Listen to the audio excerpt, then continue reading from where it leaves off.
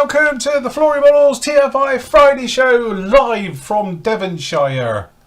And wherever Andy is. Nottinghamshire. Nottinghamshire. All the Shires. That's it. We'd just be known as the Shires. Yeah. Because the Shires. Yorkshire. Where's Nathan? What's his under? Lancashire. Lancashire. Unfortunately, John's from Somersetshire. Definitely, as you can see, John down today. We've got a full house. He's come down to pick all his stuff up as well. Yeah. So anyway, all down here. Andy's with us as well. You all right, Andy? Yep, not too bad, thanks. Been busy packing kits today. Yes, very, very busy day. No Mr. Matt today because he's off house hunting.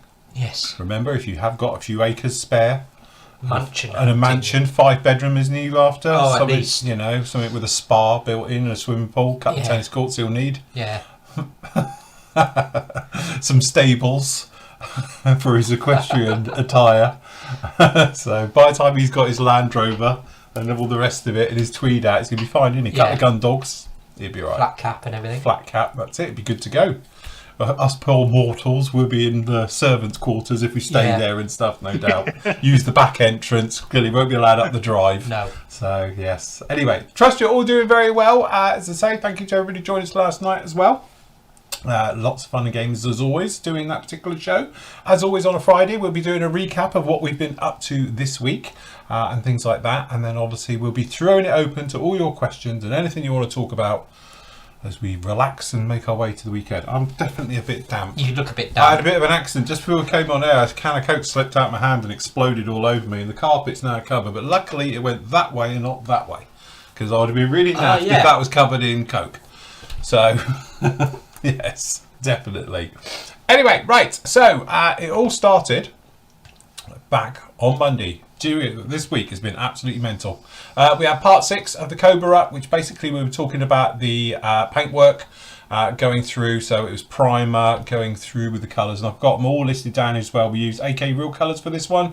So we used the tan, which is RC225, sprayed beautifully right the way through on that one, and then the green RC231 for doing the cream coat on that and all the way through. As I said, if you haven't used Real Colours before, they're very similar to Tamiya's, but I honestly think they are better.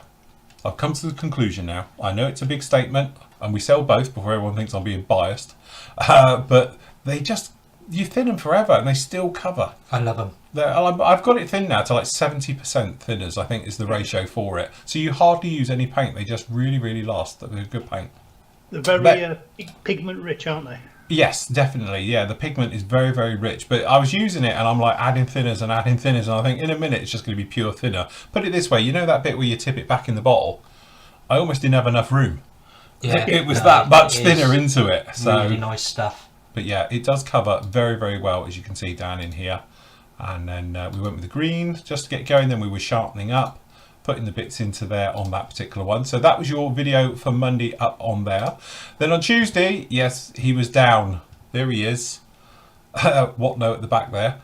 And so obviously if you want to have a go back, you can watch that show as well. It was the Tuesday show. So we were basically just joking about and making it through, as you might imagine, that particular show. So it was done like a vlog style, mobile cameras and things. And then Matt did a bit of a thing about weathering his camper with his pencils. He's got into colouring in and going through the motions of all of that one. So anyway, it's a good one as there. So if you want to see demoing about using the AK weathering pencils, Matt was doing his little van as well on that particular show.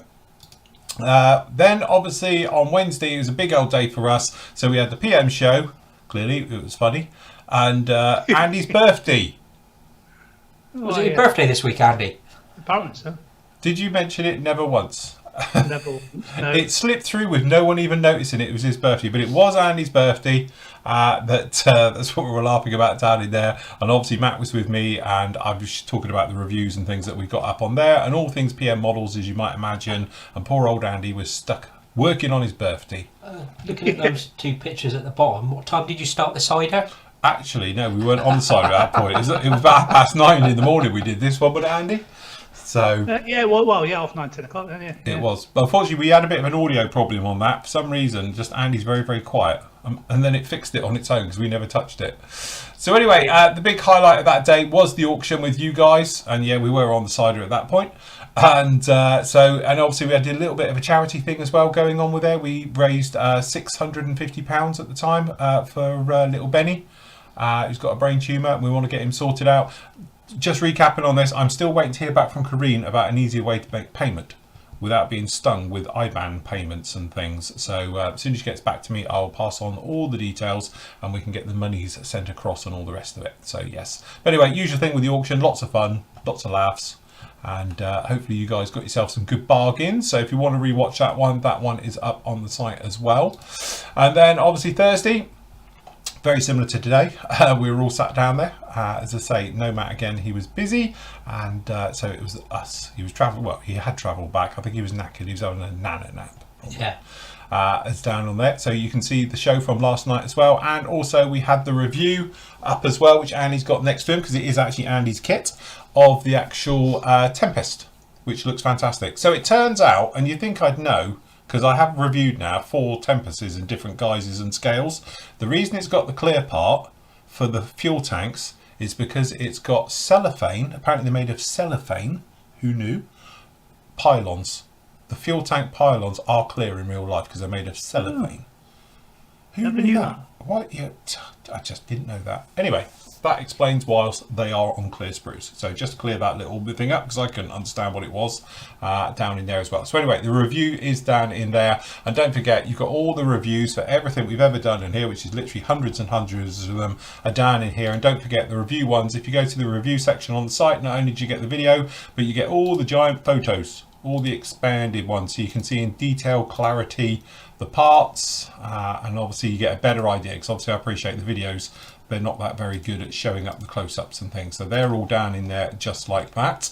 Okay, obviously the big thing that landed yesterday, as it did for a lot of us, or a lot of you, was the Vulcan, and the Vulcan review went up this morning.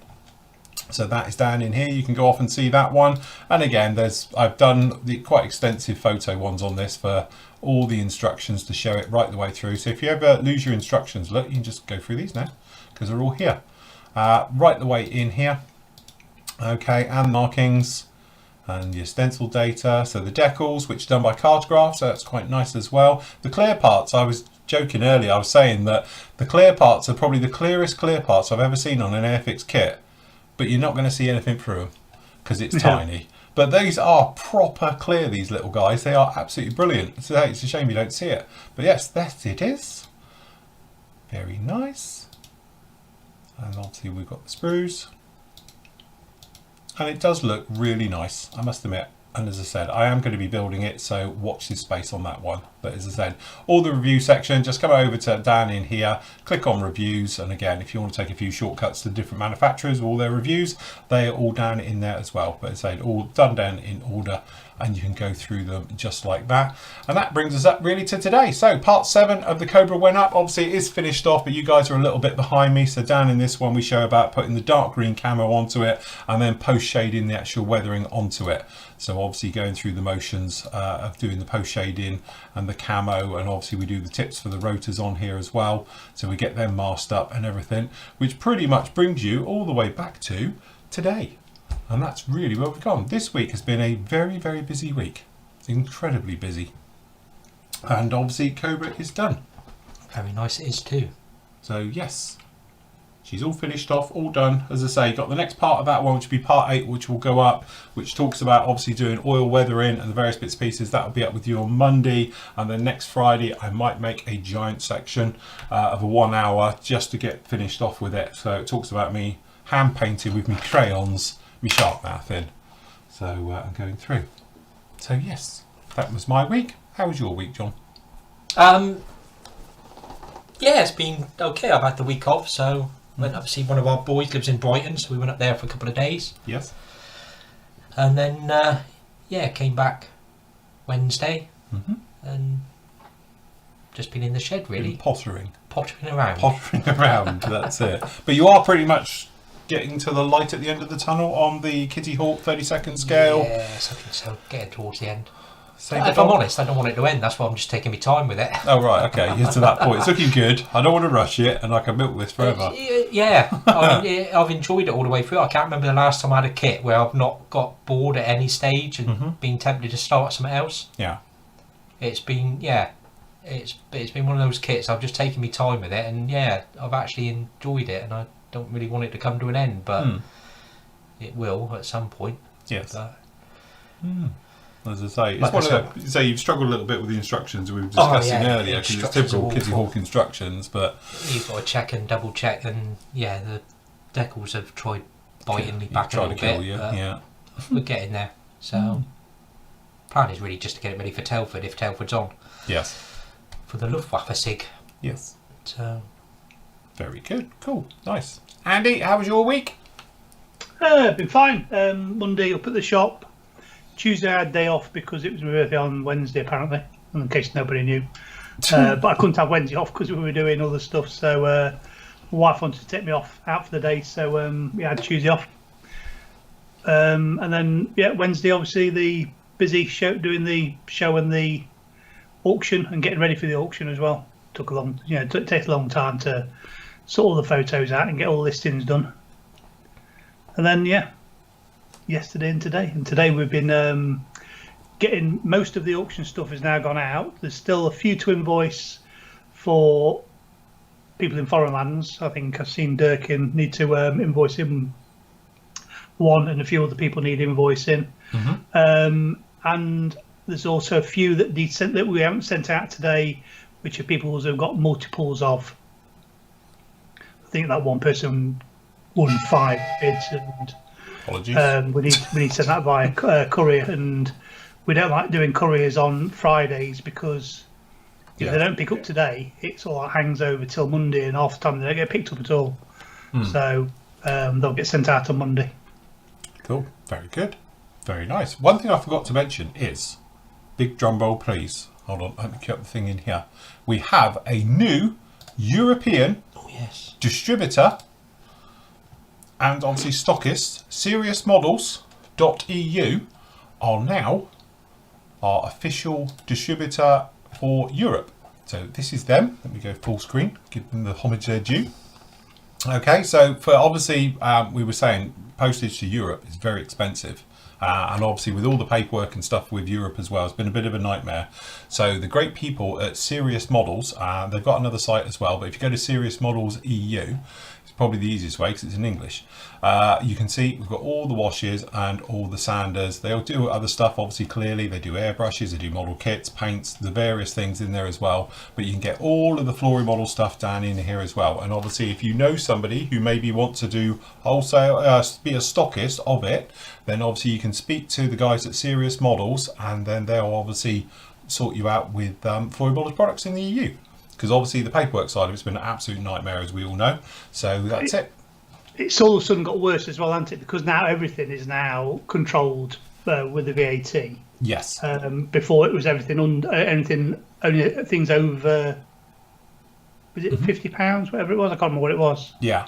Anything over a certain amount, but I presume the post offices presumed that everything we were sending through was under that price. Yes. But they never collared us. We sent some bits to Bob's to the post office the other day, and they've all come back to us.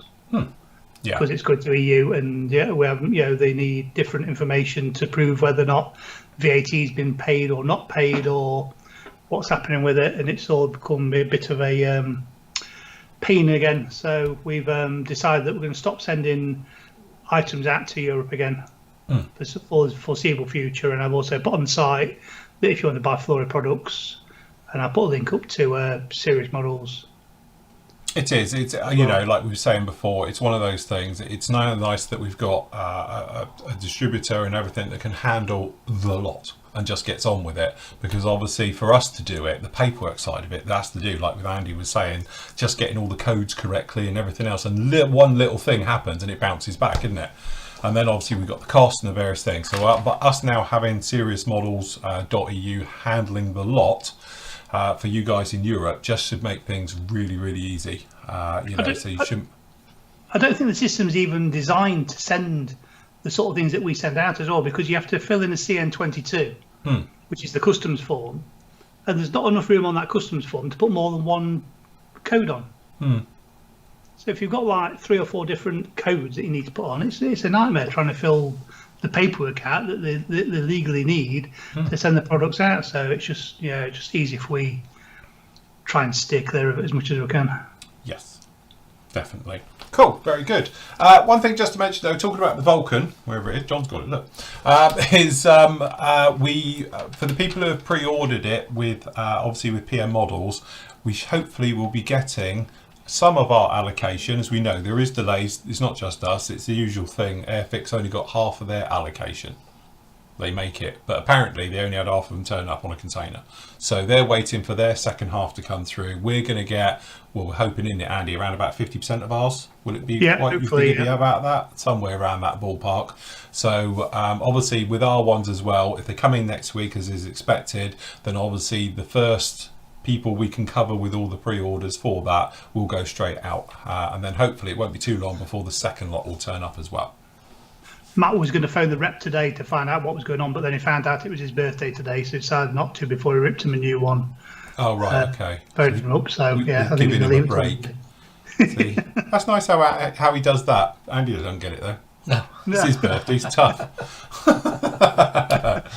So so from that point of view, I know obviously there's a lot of discussions going around, especially with various sites, shall we say, that it's a bit of a swizz and only half of people are getting them, and how reviewers are getting them. Hopefully I've covered mine in the review for it as well, because I've spoken about how I got my kit so early, because obviously our company doesn't even have them yet. No. So mine came direct from Airfix, so I must say thank you to them. Wasn't expecting it at all. I thought I was going to get it when the rest of them came through, but there we go.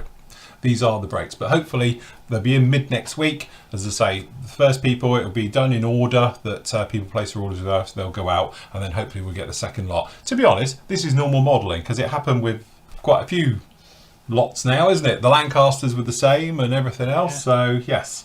That said though, we're expecting lots of kits to be arriving soon, because apparently containers everywhere full of kits turning up next month. So, and we are still waiting for the Lancasters to come in. Yes, but hopefully we were told they would be like mid to late last month. Yeah, and now we're in July. I imagine they are definitely must be somewhere on a container, on a sea somewhere. Hopefully not stuck in a canal anywhere, but well, it seems to be clear at the moment. Yeah, it's just the way of the world at the moment, isn't it? And you just got to be a bit patient and yeah. I think we're getting there though. But as I say, there's all these rumours going now about price increases and various things as well. It's like everyone wants to get them quick. I think that's the problem. So yes. Anyway, that was our one. So anyway, open to questions. Anybody's got anything they want to talk about or complain about? They're taking the mickey out of John, saying that he must be on a booster cushion and didn't realise the seat raised that high. It's not nice, is it, John? I'm just amazed he doesn't need a pee yet. We've done 20 minutes. So, yes. Anyway, hello to everybody who's in YouTube land as well. The YouTube chat is on today. So, yes. Lots of things in there going on there. Great news about the EU. Yep, we've got it all down there. As I say, postage costs and that, people are talking about them in there. It's gone through the roof recently. I know everyone complains about it as if people are trying to make money, but yeah. So, I mean, I was looking at a parcel sent to Dirk end of last year, and the postage is a good 30-40% more. For the same size parcel than it was last year. And I can't see why, because you thought things would have been slightly improved since last year, but yeah, I don't know. I mean, just imagine John's going to get a massive bonus come end of the year for all the profits that they're making. Bonus? That's it. Yeah, right. Raw mail profits share thing they do. Bonus. So again, it's one of those things like, kits sometimes. There's maybe different reasons, say COVID, factory's not open, not working, so forth and so on, isn't it? There's never one thing with it all, so I think we're just lucky to get some, quite frankly, at the moment. So, yes. People are going to try and claw their money back they've lost the last 18 months, aren't they? So, unfortunately, it's the consumer it's going to knock on to.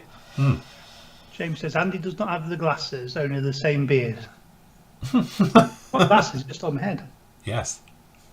And if you put me and John at the side of each other, I'm twice the size of John. In every way.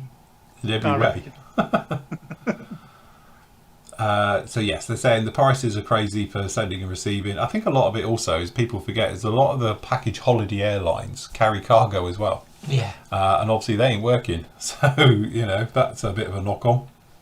Yeah, Dirk, I was going to send yours out today. It's actually I took it with me to work today and I boxed it up. I was going to push it through Works postage. I would have paid it honestly, but because of the way the VAT's now worked. It's harder to do it through as a company, so I bought it back home with me, and I'm going to send it privately because then you don't have to pay the VAT. Otherwise, true. it would cause a massive problems with the VAT doing it, through work. There you go. That's a fun fact. Radioactive says the drop-down generator on the Vulcan was used on the 1989 Batmobile for the intake. Oh. Look at that. That's a good one. Well, there you go. See, never knew that one. Trying to picture that now. What else have we got? Right, okay, let me just have a bit of a spin through here. Pramjet should have signed the box with the Airfix saying, "Dear Phil, I hope this shuts you up about the Vulcan. Love Airfix." Should have done. That'd have been quite good, actually. You didn't think of that, clearly. Somebody was asking about if I reviewed the Zvezda 757. No, to be honest, the only one I built the Zvezda 787, did the Dreamliner. There's a video build on that. As I say, quite nice. I ended up changing a few things on it. Probably didn't need to, but I think we used resin engines on that one and things. It's fair. Most of their airline kits are quite nice, aren't they? Yes. They've got quite a reputation, good reputation. Yeah. Yes. Hold on, I'm trying to scan around in here. Would you use leveling thinners to thin AK real colours? To be honest, absolutely. Lacquer thinners, they love it. And to be honest, free-handed that one. But I actually used rapid drying thinners with it, which it is great because it dries instantly, but it doesn't dry when you're spraying it, if that makes sense. So yeah, I'll use either. Yeah. I mean, to be fair, the correct thinners to put with it would be their high compatibility thinners, wouldn't it? Is that what they call it? Yeah, they do, yes. But to be fair, as a shop, we sell that little of it compared to rapid thinners and leveling thinners. Yeah, because everyone just thins them with that, so yeah. Yeah. So I'm still, as I say, I'm probably not as... well educated, shall we say, on lacquer thinners. I just tend to know they work. But the thing is that I can't actually tell that much difference between rapid drying and self-leveling. I know it dries slightly slower, but they both seem to dry very, very quickly. But rapid is almost touch dry immediately. Yeah. Whereas obviously self-leveling, you have to give it a few minutes. That's literally it. But between all three of them, if you think you've got the rapid, the medium and that, there's not a lot in it. So sometimes, like for instance, I'll just grab whatever it is and just use it because they're very, very good. But again, I think it's that thing about having a good quality thinner over some car grade ropey stuff from B&Q. Yeah, the Mr. Hobby stuff, you just know it's going to work every time, don't you? So yes. You could do with getting a pipette, 3 pipettes with a little bit in each, and then just dropping it onto a mat and seeing if they actually. I've got a blurred spot here now. Yeah. There it is. Did that one little drop, and it was like great. Yeah. Don't wipe it. Yeah, I never risk it because different times. When the Attackers came out, I bought their thinner, and I had terrible trouble with peeling out. All right. Taking masking off, and it was just peeling away. Yeah. Switched and used the self-leveling thinners, and it was fine. It was fine. Yeah. Again, we're back to that thing, isn't it? Stick with what you know. Yeah. Don't try and be clever. Yeah. Stick with what works. Right. Okay. So I'm just going to pick question. If I don't see a question, just post it again because it's moving fast today. The old chatty areas. Afternoon, guys. Happy belated birthday to Andy. What's it like to be index linked now? I'm trying to finish my 148 scale lightning and have failed to get it done before the 60 sig finished. Don't worry, Gordon, it's fine. You just carry on with it at your own pace, and again, bung it in the gallery section at the end of it, like we said last night, and then the build threads are still open, so you'll be absolutely fine. You're not alone. I haven't finished mine. And you missed the C6 sig with your... So thank you for the birthday wishes. With respect to all the rest of the team, can we cut the birthday wishes till the end of next week? Then can we stop the birthday wishes, because they're getting fed up with it now? No, we like it. We're milking this one. Right.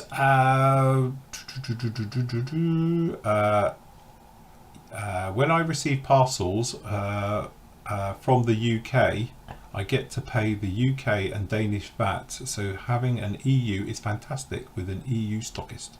Yes. That's the whole point, really, because as I say, it's all a minefield with the VAT. Yeah. That's it. Well, as you say, eBay. There you go. That's trouble. Apparently, China's down to a 4-day week as well at the moment due to electric shortages. Oh, is that the reason? I did hear that they were down to a 4-day week, and also they're not allowed to use heavy machinery or something as well. Because Taiwan's got a water shortage, haven't they? The factories aren't like, they're on like a 3-day week because they've run out of fresh water, and they're waiting for the rainy season to fill up the reservoirs because there's no fresh water. And the desalination plants are working flat out. They're on about importing water into the island because they've just got none. So factories and that are being told to limit their use as well. So if the world isn't bad enough now, also they're down 20% production. Yeah. So you think you've run out of water, you've got no electricity, and you've got COVID. Yeah. What else could go wrong? That's the thing, isn't it? Don't say it. Yeah. Watch this space. Hold my beer. Something's saying right now, isn't it?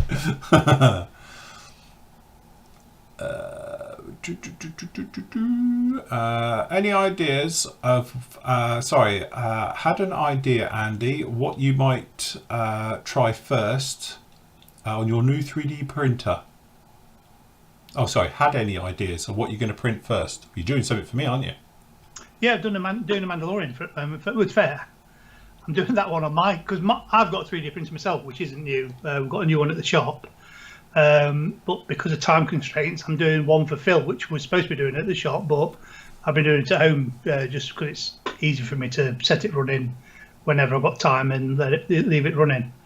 Plus, we need to move the one at the shop because Matt said it smells too much.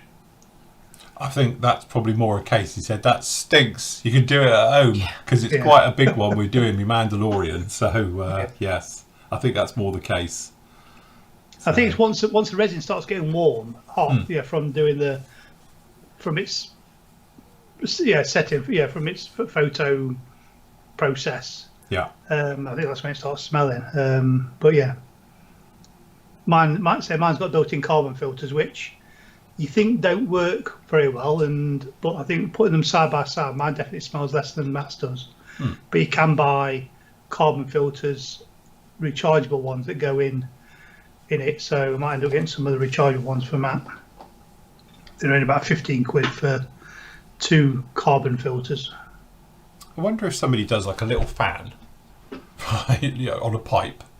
Like instead of, because you don't want that thing running because it's too noisy. I'd rather have the smell than one of them running all the time. But what you need in it is a little exhaust, and you can do it and hang it out your window that takes all those fumes off. So you just want a little pipe with a built-in fan that you can stick up to it because they're enclosed, aren't they? So you'd think it can only come out of one area, and then just hook it onto it and have it out of a window to get rid of the smell, and job done then, isn't it? There you go. There's a job, an opportunity for someone to design a perfect little clip-on thing that just clicks onto your 3D printer and then sucks all the crap out and just vent it straight out your house. Okay, Gordon says, why is my airbrush pouring out paint far too freely? Can my tip be worn out? It's probably your nozzle's worn out. What happens is, don't forget, depending on how you have your airbrush set up, if you've got perhaps too much tension pushing the needle forward all the time, it doesn't happen as much on Iwata nozzles, but Harder and Steenbeck's is a very soft alloy, and that was their Achilles heel. Every time you let go of the trigger, it smacks the nozzle, and eventually the nozzle starts to get wider. So then you get something I used to call needle extension. So the needle comes past the guard and you stab yourself because it's coming out. Instead of it coming out literally like 1 mil on a brand new needle nozzle combo, it would come out probably 5 mil and goes past the end of the actual guard, and you can stab yourself. And it's always that thing when you put a new nozzle in, it's amazing. You're like, wow, where's the paint? It feels so tight. Because I've got some in there and it must be like running a 6 or 8 mil, 10 mil, because it literally floods it out, and that's because the nozzle's worn out. So it is always that thing. The chances are it's just the nozzle. You might not need to change the needle, but sometimes it's good practice to change both together. That's what tends to be what I do. Keep the old needle as a backup. You'll be good to go. But nozzles do wear out. It's a consumable part of an airbrush. So if you've been doing it a while, they will go. But Hydra and Steenbeck's, the alloy is very, very soft. I know they did change them a couple of years ago, but I've never put it to the test because I've sort of moved over to another airbrush now. Ever had that problem? Nozzle peeling out? Probably me Evo is getting a bit like that now. Yeah. But then I don't really use it that often now, so... I think the early Hydra and Steenbecks were renowned for being a bit soft, weren't they? And they did it quite a bit. Because to be honest, you could even push it yourself. I buggered a nozzle once doing a demo. We were doing a live demo here, and I showed how it was, and literally I went, watch this, and I only meant it to push forward, and it went right through. It pulled the needle out of the nozzle where it just had it. So yes. Phil, thinking of doing my Vulcan in flight. How would you mount it? Not sure there is enough inside the engines to use the acrylic rod. Okay, and keen not to drill into the bomb bay. That's the problem, isn't it? Where are you going to attach it to it? Because as I say, it's quite hollow, and if you're going to, as I say, there's not enough room unless you just totally drill out the engines fully. So you end up with a situation. Actually, you can have the bottom off, John. That's probably better to show. So your rod comes right up to the top. So obviously it's in here onto it, but also it depends on your angles you're going at, as in what weight it's on. So obviously if you're coming it up at a jaunty angle, which don't get me wrong, would look lovely, you got to think most of the weight will be on the lower ones than on the top ones if you're bending the acrylic rod. And there isn't a lot of room behind the bomb bay to put a mounting plate onto it. It's not like standard where you'd think you'd want it, which is probably 2/3 of the bomb bay, to put in a rod onto it. So, but you could, because you have got the room in here before the intakes are up this section, and you go obviously into here. So you could put the rods right the way in. But again, I don't know, even if a 10 mil, let me see what size you'd be looking at. My small rod. Yeah, so 10 mil acrylic rod would probably be the size you want to do it, but the trouble you've got with 10 mil rod, as you can see, it's actually quite thin. So it's not like if you were doing 15 mil rod or 25 mil, it's really thick, it takes all the weight. So some of my other ones I got around here on 25 mil acrylic rod, you would have no problem with it, but you would have 4 of these. That's not, I don't think, thick enough because it's quite flexible. Unless you can have a very short stand, and that sort of defeats the objective in flight. Yeah. But I think you wouldn't want anything thicker than 10 mil because it looks silly if it's coming out the back. So 4 of those bent at the correct angles. So I would jig it, bend it so they're all doing the same angles, and maybe just have it coming off at a 45-degree angle so you can see under it. But if you're thinking about pulling it over at an angle and all the rest of it, then I would suggest going for a one-piece bottom one coming up. So you could do it in brass rod and do it that way. But again, if you wanted it not to be in the bomb bay, that may be a problem. I would suggest it probably would go in the bomb bay, or perhaps just to the rear of it, but then you've got a lot of weight at the front. But then you wouldn't put nose weight in it and things like that. You wouldn't have gear weight because there's no point building the wheel wells, because it's just got a plug-in for the wheel wells, so you're not have wheel well problems or anything else. And then that way you can have the nice engines at the back unaffected. I think that's what I would do. I would probably still stick it 2/3 of the way back on the bomb bay. Because it is the sort of classic Vulcan pose that you want, isn't it? It's going to be up and at an angle like that. Yeah. Yes. So I think you'd be better off like I did with the F14. If you go back and look at the F14 in flight, I have the stand as far to the rear as I can, and I think we did it at sort of a 15 degree by 15 degree, so it looks like it's doing it. But because of the wingspan on that, you're going to have to be quite high to allow for it. Yeah. You know, it's not like when you were doing the sort of the Tomcat, which we all got in here. If I just show it in here. Tomcat. Where's the Tomcat? Was it as far back? Oh, it was. Cracky. Doesn't time fly? Like the Tomcat. Why is that video not working? But yeah, if you're going to go for something like that pose, but with the Vulcan, because of its wingspan, the tip will probably be on the floor. So, yes. Interesting dilemma with that one, because obviously if it's too tall, then you want a more of a substantial stand with it. Not so much for holding it up, because that's not a problem, but to make it look right. So, tricky question, isn't it? What to do? What do you suggest, Andy? What would be your go? I was going to suggest not putting as much nose weight in to make it less heavy. Well, yeah, definitely don't stick. You won't put nose weight in it. You won't need, because it's 40 grams in that. I would have thought with 4 rods though, 10 mil each, it would have been enough to hold it, surely. Yeah, it probably would, but the trouble with 10 mil rod, it's not that strong. Yeah, but with 4 of them, it's. But if you wanted to angle it, you got to work out the geometries then for your pipes. Yeah, true. So see, I think I would be patient and wait for a far cleverer modeller than me. Well, to come up and then to come up with an idea, post it, and then I'll nick it. Yeah, yeah. It'd be good if you like twisted each pair and then twisted all 4, so it looked like if it had been rolling. You get like a double helix out of your plastic rod. Yes. To make like a thing out of your plastic rod, and it's like twists and twists and. Right. Good luck with that, everyone. Again, I think it's one of those ones we were discussing it earlier, saying that if you did it in flight, it would look fantastic, and obviously it makes the build quite simple on that if you had the Bombay shut and everything. But even I said, I don't know how you'd mount it. That's the trouble. And to be honest, even with this thing on the gear down pose, it'll be great for here, because it's probably going to be about the size of the cutting mat.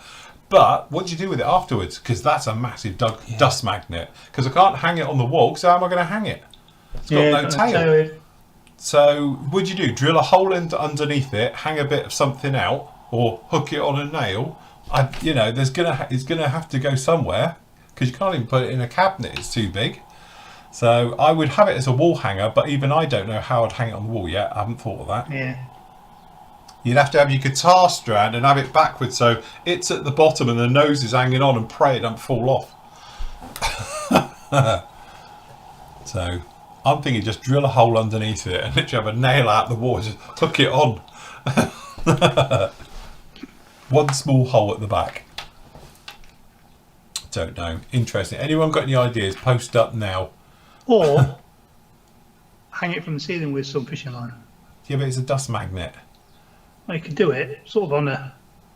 What? Yeah, but this is me. I'll walk in, boom, Yeah, but flapping in the wind when the windows are open. If you have it high enough, close enough to the ceiling, you're not going to see the top dust Absolutely. on the top, are you? Well, this is true. So you'll just forget it's fine. And then when you go to move out, you'll pull it down with hundreds of years of skin cells and off of it. No camo. It's like a winter effect. Thank you on the Tomcat. Yes, it's quite an old build now. That's the Tamiya one. Very nice. Came out all right, actually. Les says 2 loos of cotton on the ceiling with 2 drawing pins worked in 72. Yeah, would you trust that with your pride and joy, that kit that's cost you Christ knows how much? You know, hanging your models off there on 2 bits of like cotton that you've nicked from your mum and a couple of drawing pins. 2 loops of cotton in the ceiling. Yes. Yeah. Because everyone had polystyrene ceiling tiles in those days, didn't they, as well? So there's nothing even to. Yeah, those ones used to catch fire, incinerate your family as a kid. They were a good idea, wouldn't it? But between your house being made of asbestos in those days and all that flammable furniture you had, including polystyrene ceiling tiles, yeah, 70s were great. Always getting in trouble for couldn't resist putting your finger in them.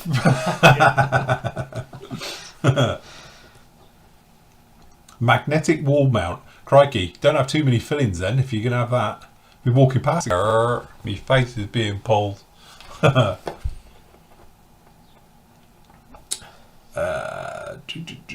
Yes, I don't know actually. I'm going to have a think about how to do that one. I think it's going to definitely be one of those situations where I'll probably build it all and then work it out afterwards and then wish I'd thought of it before so I could have put more strength somewhere, like a mounting thing, just like I did with the VC10, because I forgot to do it. And they ended up putting a slot in the bottom for the VC10, and then I knocked it and it went like that and it cracked. So, yeah. Tim says mount it to a stand with thin carbon rod, say 4mm, and it won't be that visible. Yeah, sometimes I think the stand though makes the model, like with that one with the shadow stand, it sort of makes the appeal of the model if it's done nicely. Because sometimes you get those nice sort of mahogany models on it, and it's just a simple curve of brass into a nice mahogany plinth. Yeah. And it's simple and it's effective. Because sometimes, like I've said before, when I've done mounting things, the mount is as important aesthetically as the actual item. Classic thing is that one with the F-16 doing the takeoff. Yeah. The mount is part of the diorama because it's the flame coming out as it comes off the runway. Yeah. So, which they can't see. Hold on, I'll show them that one. Neil said regarding the extractor hose, Phil, that we're talking about when we're doing about the resin. Yes. Buy a budgie. If it dies, you have too much lacquer in the air. That's a good point. Isn't it a canary? Isn't it? There's a canary in there. Yeah, I think we get told off that. People will frown upon that. We'll have people will come after us. You have to remember to feed them as well and water them. Yes. Is that the only angles we physically got of this thing? Didn't we do other angles? I can't remember now. We've not got any photos of it. But yeah, we sort of had this one on a blurred base and with the actual acrylic. So that's 25mm acrylic rod. There we go, coming off the bottom. So that one became part of the diorama because it's the base, because it's blurred, it gives the speed. You got the exhaust coming out of it, doing it that way. So you can have a Vulcan taking off. Yeah. Do it that way. Straight pipes then, that's easy. Have you got that one back now? Yes. Yes, I've dusted it, it's fine now. But yeah, it's one of those conundrums, definitely. Yeah, that's it. Fishing line it. Yeah, put a hook in the Bombay door. Because to be honest, I was thinking if I was to do it, that's probably what I would do, is drill a hole in the tail, the underside of the tail. You need a little flap. So it pushes, like a blow-in door, and then literally you just can have a pin on your wall and then just hook it on and do it that way.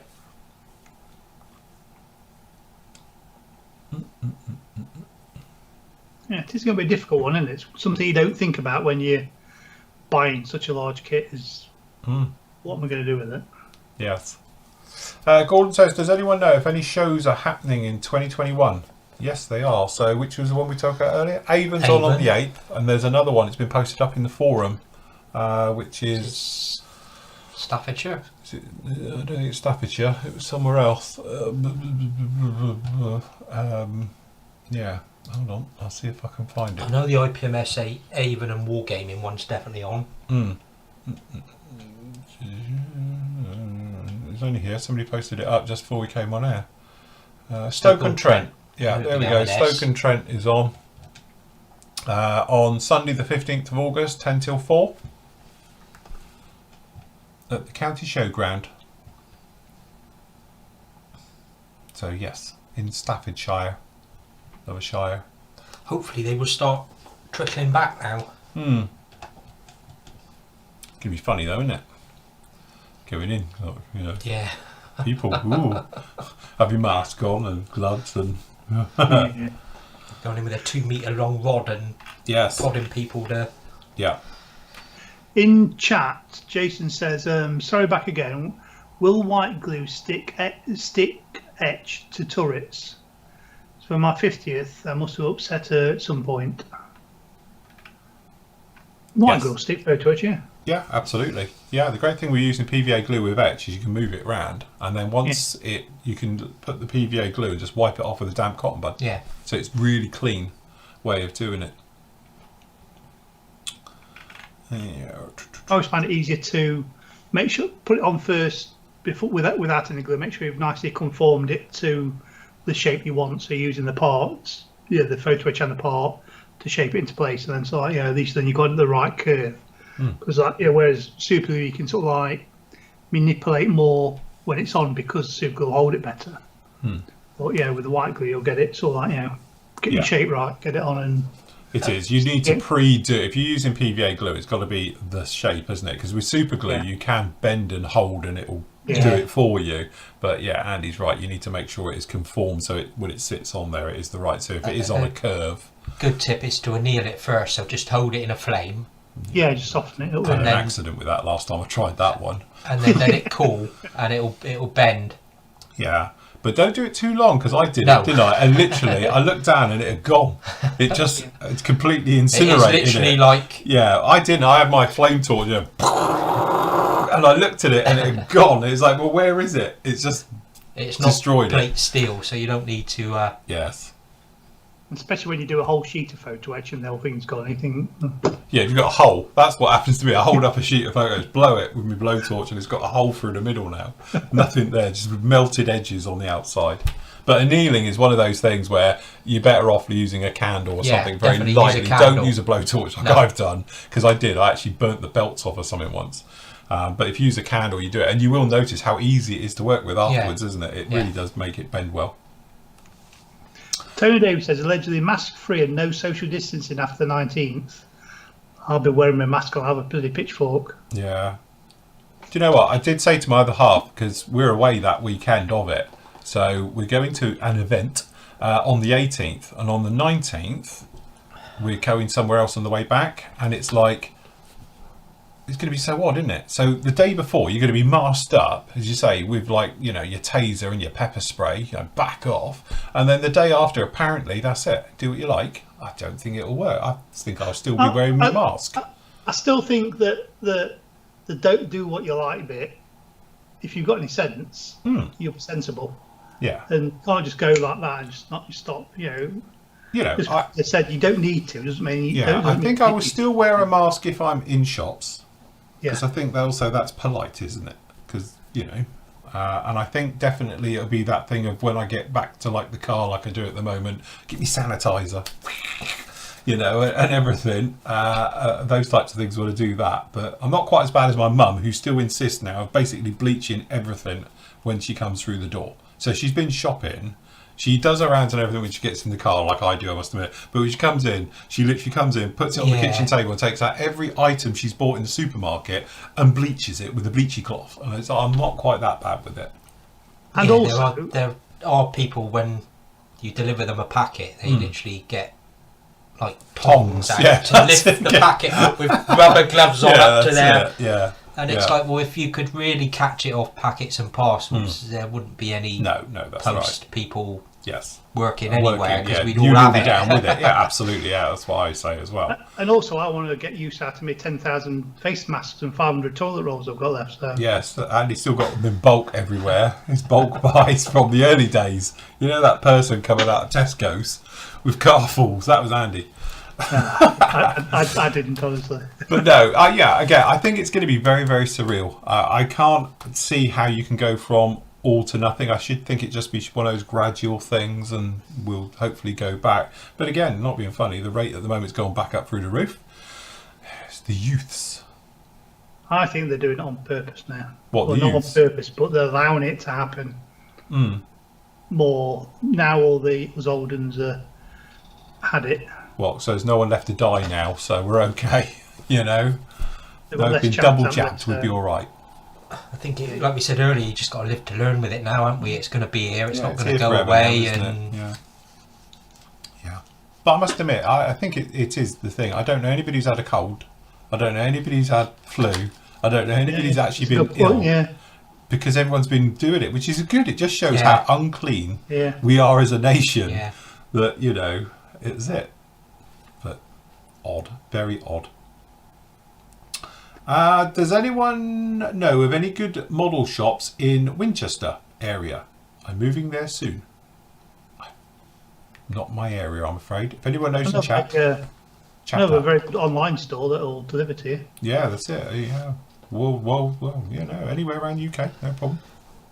Salisbury have got a model shop still, haven't they? I think, which is a million miles from Winchester. No, it's all right. Or Frome. Frome Model Centre, yeah. Frome, as I say, they're not obviously in Winchester, but Frome's not a million miles from there either. So, but Frome's only open a couple of days a week still, I think. So, you have to check. Don't go all the way there and then find out they're closed. So, have a look online and check first. Phil, on the Vulcan, when you build it, will you rivet it? Or what scale would they be invisibly small? Again, this is one of those areas where I'm really, really torn, because when I first saw it, I thought it needs riveting now. But would you see it? That's the whole point. What I might do is the bigger ones. So obviously access panels would have rivets and, you know, marks and all the rest of it. I would probably do all of those, but I don't know if I'm going to rivet the entire thing. You know, because certain aircraft, like when I totally re-riveted the Bear bomber, because that's 72nd scale as well, it sort of needs it because you can see it. It's covered in rivets. You know, so yeah, and obviously the B-52 I re-riveted as well, and that's the same scale. So it is one of those where naturally you think, yeah, you need to re-rivet the entire thing. But when I've seen the Vulcan many, many times, like most of us, and it's nothing that stands out. You don't think that thing's covered in rivets. No, looking at it, maybe just some restrained riveting. Restrained riveting, I think, yes. So I think it'll be... build a town on it. No. Because I think also there's so many panels. It's not like the B-52's got big areas between the panels. So I didn't do everywhere on it. And to be honest, it's a little, there's definitely a few more on the Bear. But it may be because it's that sort of, it's got lots of lines on this. Like this thing, as I say, it's got very, very small areas. So you'd have to rivet each one. I think the rivets would overtake everything. Even if you're using something like a 72nd riveter. So I probably will, but it will be restrained. Probably. Or I might just get carried away. Looking at your B-52 and the Bear, this is quite a tiddler, isn't it? It is, yeah. Yeah, we had the small version. Yeah. Yeah. Just quickly, in chat, Tony says Salisbury Model Centre. Yeah. Yeah. Yes. Yeah. So yeah, if I do that and do hang it up now, I will have them all. I'll have obviously Vulcan, we'll have the Bear and the B-52. So that's it now. My life is complete. I'll retire. Or what would it better is the Bear, the B-52, then the Vulcan, the Victor and the Valiant. Oh yeah, what? Just have all three up there? Yeah. Right, okay. I'll give you a couple of weeks to I've got the VC-10 already, so we're okay with that. We've got them all. James has said that his 9-year-old niece has just tested positive for it. I mean, been poorly. Oh, bless. Well, hopefully I can attest there's more to it than just the virus. Well, Andy's had long COVID now. Since when did you go down with it? April last year. Yeah. And so yeah, you're 14 months in now. And I'm getting worse. Yeah. Literally. Yes, you should have gone to hospital. What, last night instead of doing the show? Yes. That's why we must apologise. We were like a few minutes late on last night. It's because Andy was on the phone to the bloody doctors saying, go to hospital. I was saying, now I'll be right involved. Yeah, he's like, no, I'm fine. I'll go in the morning. Be all right. We didn't know this until after the show. No. It was only because I was setting up the show. I didn't know what had happened. Then afterwards, I was like, who's on the phone? Oh, I was the hospital saying I need to go in. It's like, so why didn't you? We could have coped. It would have been fine. Typical male attitude. Yeah, no, I'll be fine. That's it. That's because the Flory family comes first, even if you know. It's got to me now where I'm struggling walking onto. Mm. So if you see me at Telford in a wheelchair. Yes. Don't be surprised. Scooter. It's on a Segway. Brad Telford. Okay, so Adam says, thinking of building a submarine looking at the trumpeter HMS Astute in 144. Any thoughts regarding weathering possibly a U-boat, but undecided at present? We had, who did the Astute class? Somebody did an Astute class, and it was mega, and it was really, really good. Apologies to the person who did it. One of the Flory members did one. We had it on the Friday show. I think we called it on a Thursday, wasn't it? As well, and showcased it because it is brilliant. Very nicely done. Very nice weathering on it, because weathering subs has got to be one of the hardest things because they're just a tube and they're black. Yeah. But he done a really good job on that. It had very good weathering on it and all the rest of it. It just looked real. Yeah, we've had a couple of good subs, haven't we, on that we showcased on the Thursday show. Yeah. But again, the thing is with it, when you saw it roll out of the, it's not hangar, is it? Workshop? I think it's a bit bigger than a workshop, isn't it? But they're that funny black colour. It's like a rubbery, because it's like a rubber coating. They're giving it thick rubber to dampen the sounds and all, absorb echolocations and things. And to get that right, it's all that black colour, but then you still need to break it up a little bit, and different areas have different shades and things. But he just absolutely nailed it. It was a really good job on that one. So yeah, but that's what it'll be. Usual thing, don't use black. Use rubber black, NATO blacks, or just make up your own shades of blacks. So that way it's got a real natural look to it instead of just being dark colour and things like that on subs. So yeah, definitely be one of those ones. Lots of shading, little things. It's all the little details on those make it pop. I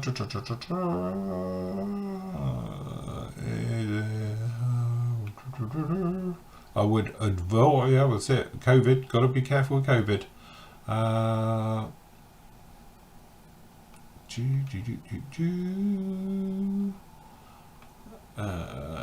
Hold on, I'm trying to find. This has bounced a bit. Sorry.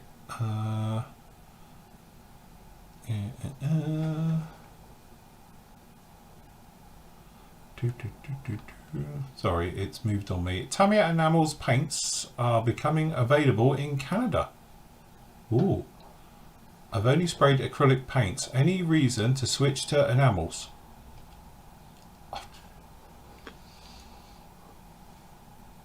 They do some slightly different colours, don't they, to the acrylic range? Some of the US Air Force colours.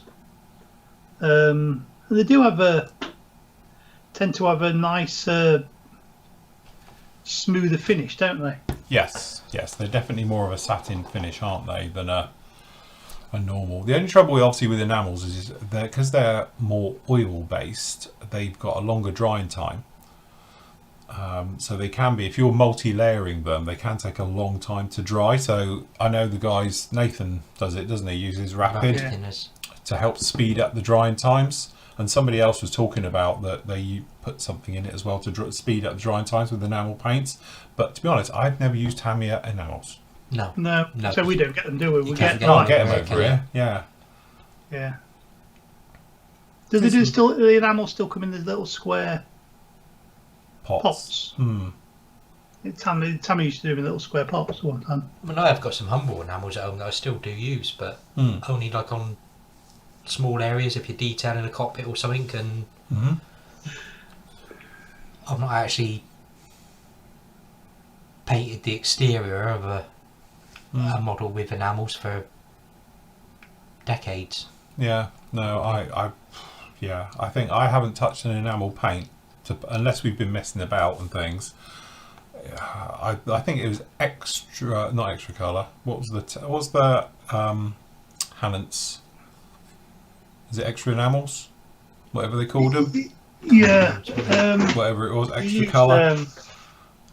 What was the thingy orange you used? International orange or whatever? Yeah, that's Model Master enamels. Model Master. You did that, didn't you? They went down lovely, don't get me wrong. Hannants it's just that it's a gloss. Arranged, didn't they? Yeah. Hannants did a range called Extra Colour. What was the other one? CompuColor, wasn't it? That was another one. For some reason, I seem to have about 5 pots of yellow 24, which is Trader yellow. Trader yellow. Yeah. And because I ordered some and it never came, so then I ordered some more and that never came, so I ordered some more. And then they all came. And they all came. I was doing the job, and I wanted it to come, but yeah. So I ended up with 5 of them. Right.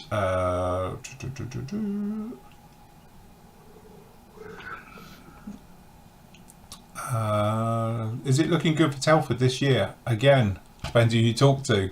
We're a trader, and we have one of the largest tables there. No one's told us yet. No. So in August, and it is the date. The deadline date, yes. But yeah, I have a feeling it's probably going to go ahead, if I'm honest. If it's going to go ahead in its current guise. I don't think it's going to be an usual show, is it? Yeah, I don't think it will be, because obviously this year will be really, really odd.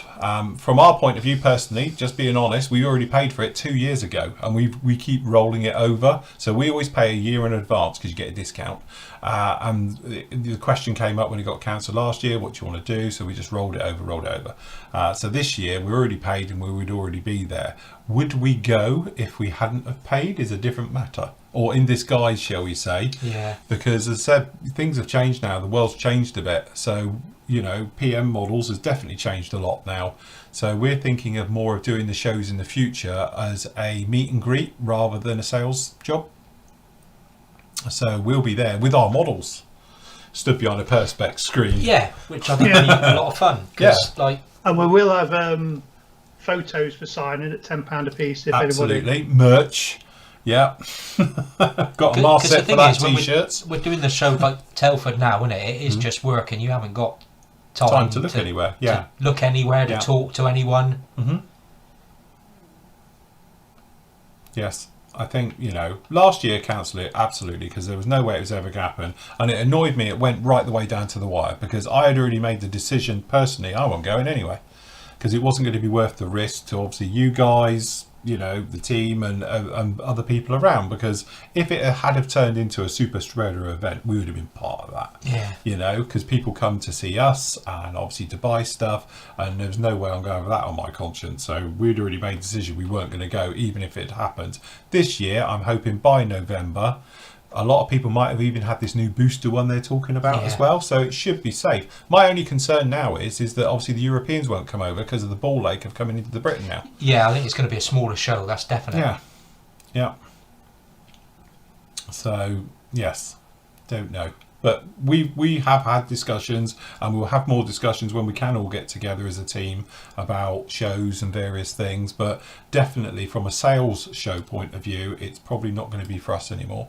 We're probably going to do it more as showing our wares and our models and meeting and greeting you guys and chatting to you. I think that's our plan anyway. So definitely.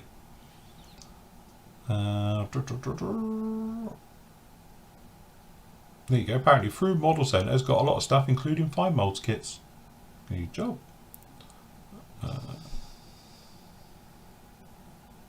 Yeah, no, definitely. The Vulcan doesn't have any way like the rivets like the Shackleton does, because the Shackleton are raised rivets. Yeah. It's like a braille plane, isn't it?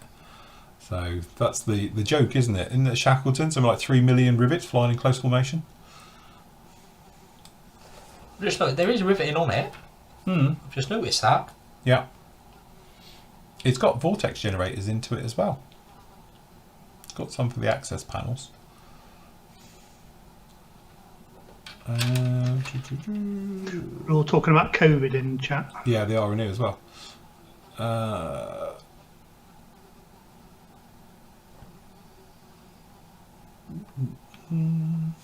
What's that? For 3D printing, try it standing. Is that pilots and tank crew and riders in 148th and 135th? Andy's done some people painting, haven't you? You did your figure for Matt. I did some German figures for Matt and done a few other bits and bobs, yeah. Mm-hmm. The 35th ones I've done, to be honest with you.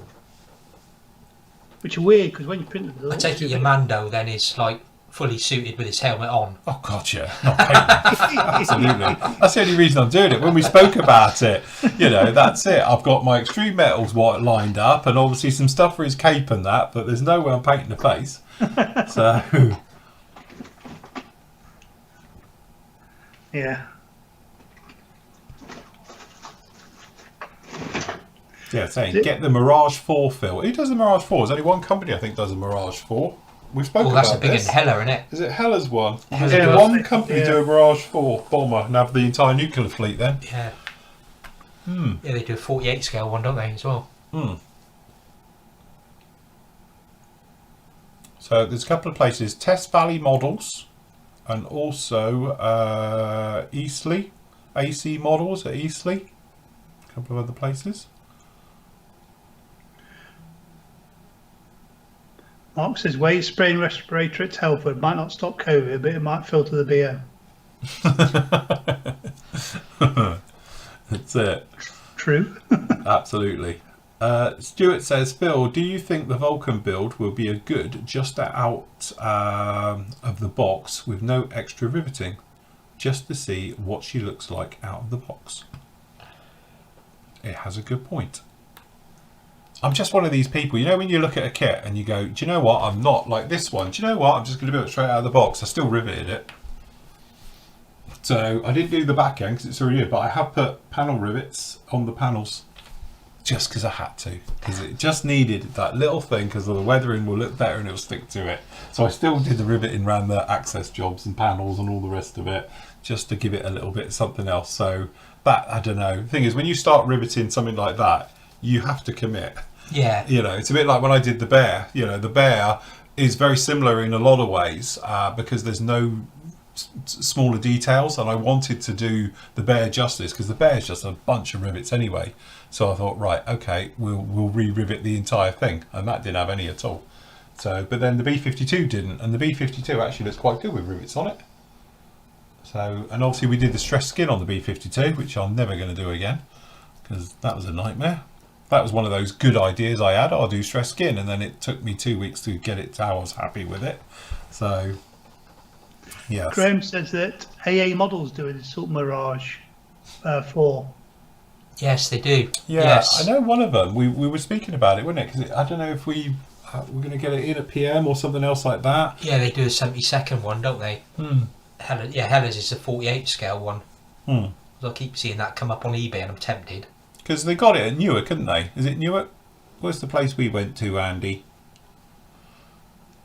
It was Newark, yeah. Was it Newark? Wasn't it? Newark. Yeah. Yeah, they've got it somewhere. I remember going somewhere and seeing it. Is it Newark? No, it was It's the other one, isn't it? Elvington. I don't know. One of them we went to, wasn't it? It's that really hot day. It was bloody hot. Yorkshire Air Museum, isn't it? Where it was a brand new one, and I think at the time they got a one time I saw they got like a great big banner on the side of it, so you couldn't really see the aircraft, where it had come from or something, or the haulier company that they'd used to move it for them or something. Elvington, Right beast, isn't it? It's oh, it's huge. Thing. Yeah, it's a big lump. Yeah, Elvington. It is a big thing, yeah.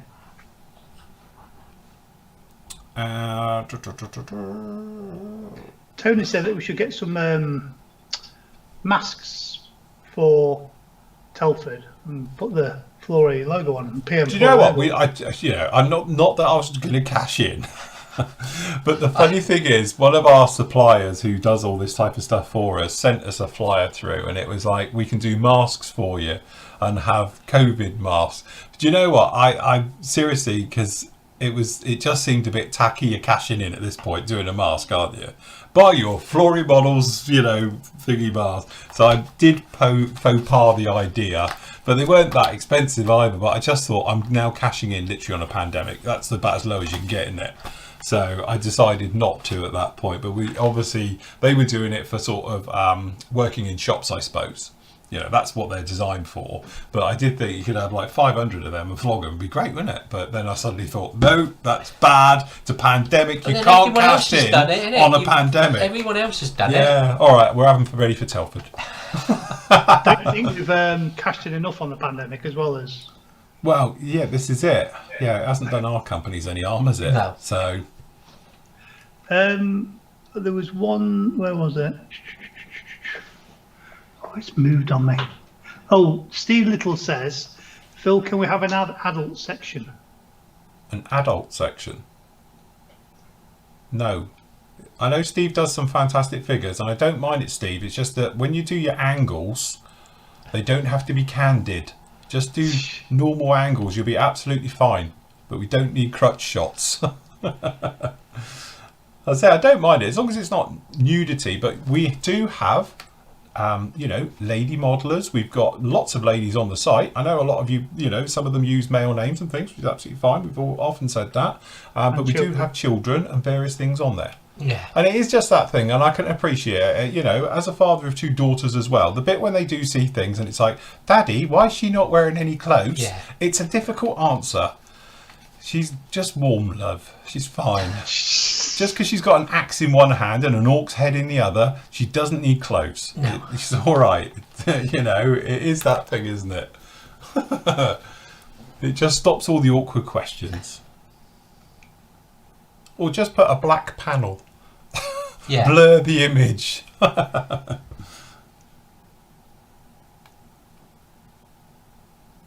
Look, apparently Tamiya enamels are good. They're all saying down here in the chat that Tamiya enamels, they're good.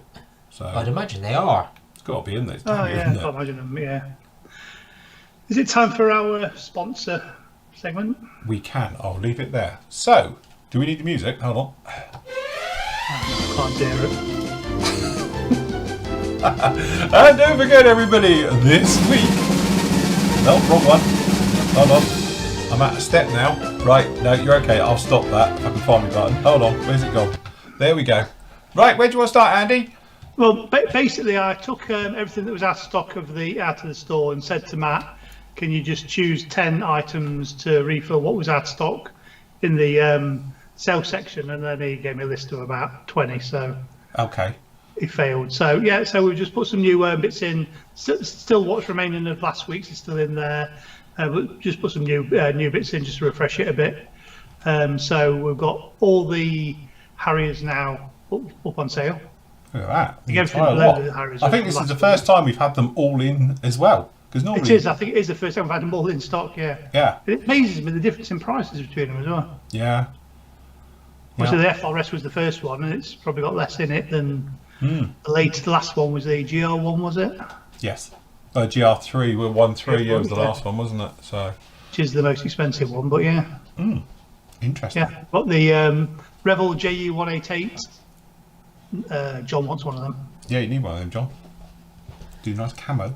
It does look cool. I will give you that. There's that 410 we were talking about the other day, wasn't it? Very nice kit. Very, very nice kit. Very nice kit. But which one did you build, John? I built the high-speed bomber. So yeah. The middle one into the A1. Yeah, I did that for the last Telford for the Luftwaffe 6 stands. Started it about 5 weeks before Telford and actually finished it. Very nice. nice. It's a cracking kit. Very nice kit. Yeah, I've got the B2 in my stash, I think. So. Then we've got the Tamiya Corsair sale. I think all the ones were from last week. Phil, the ones below. Oh, right, Tamiya F4 Corsair with the towing tractor.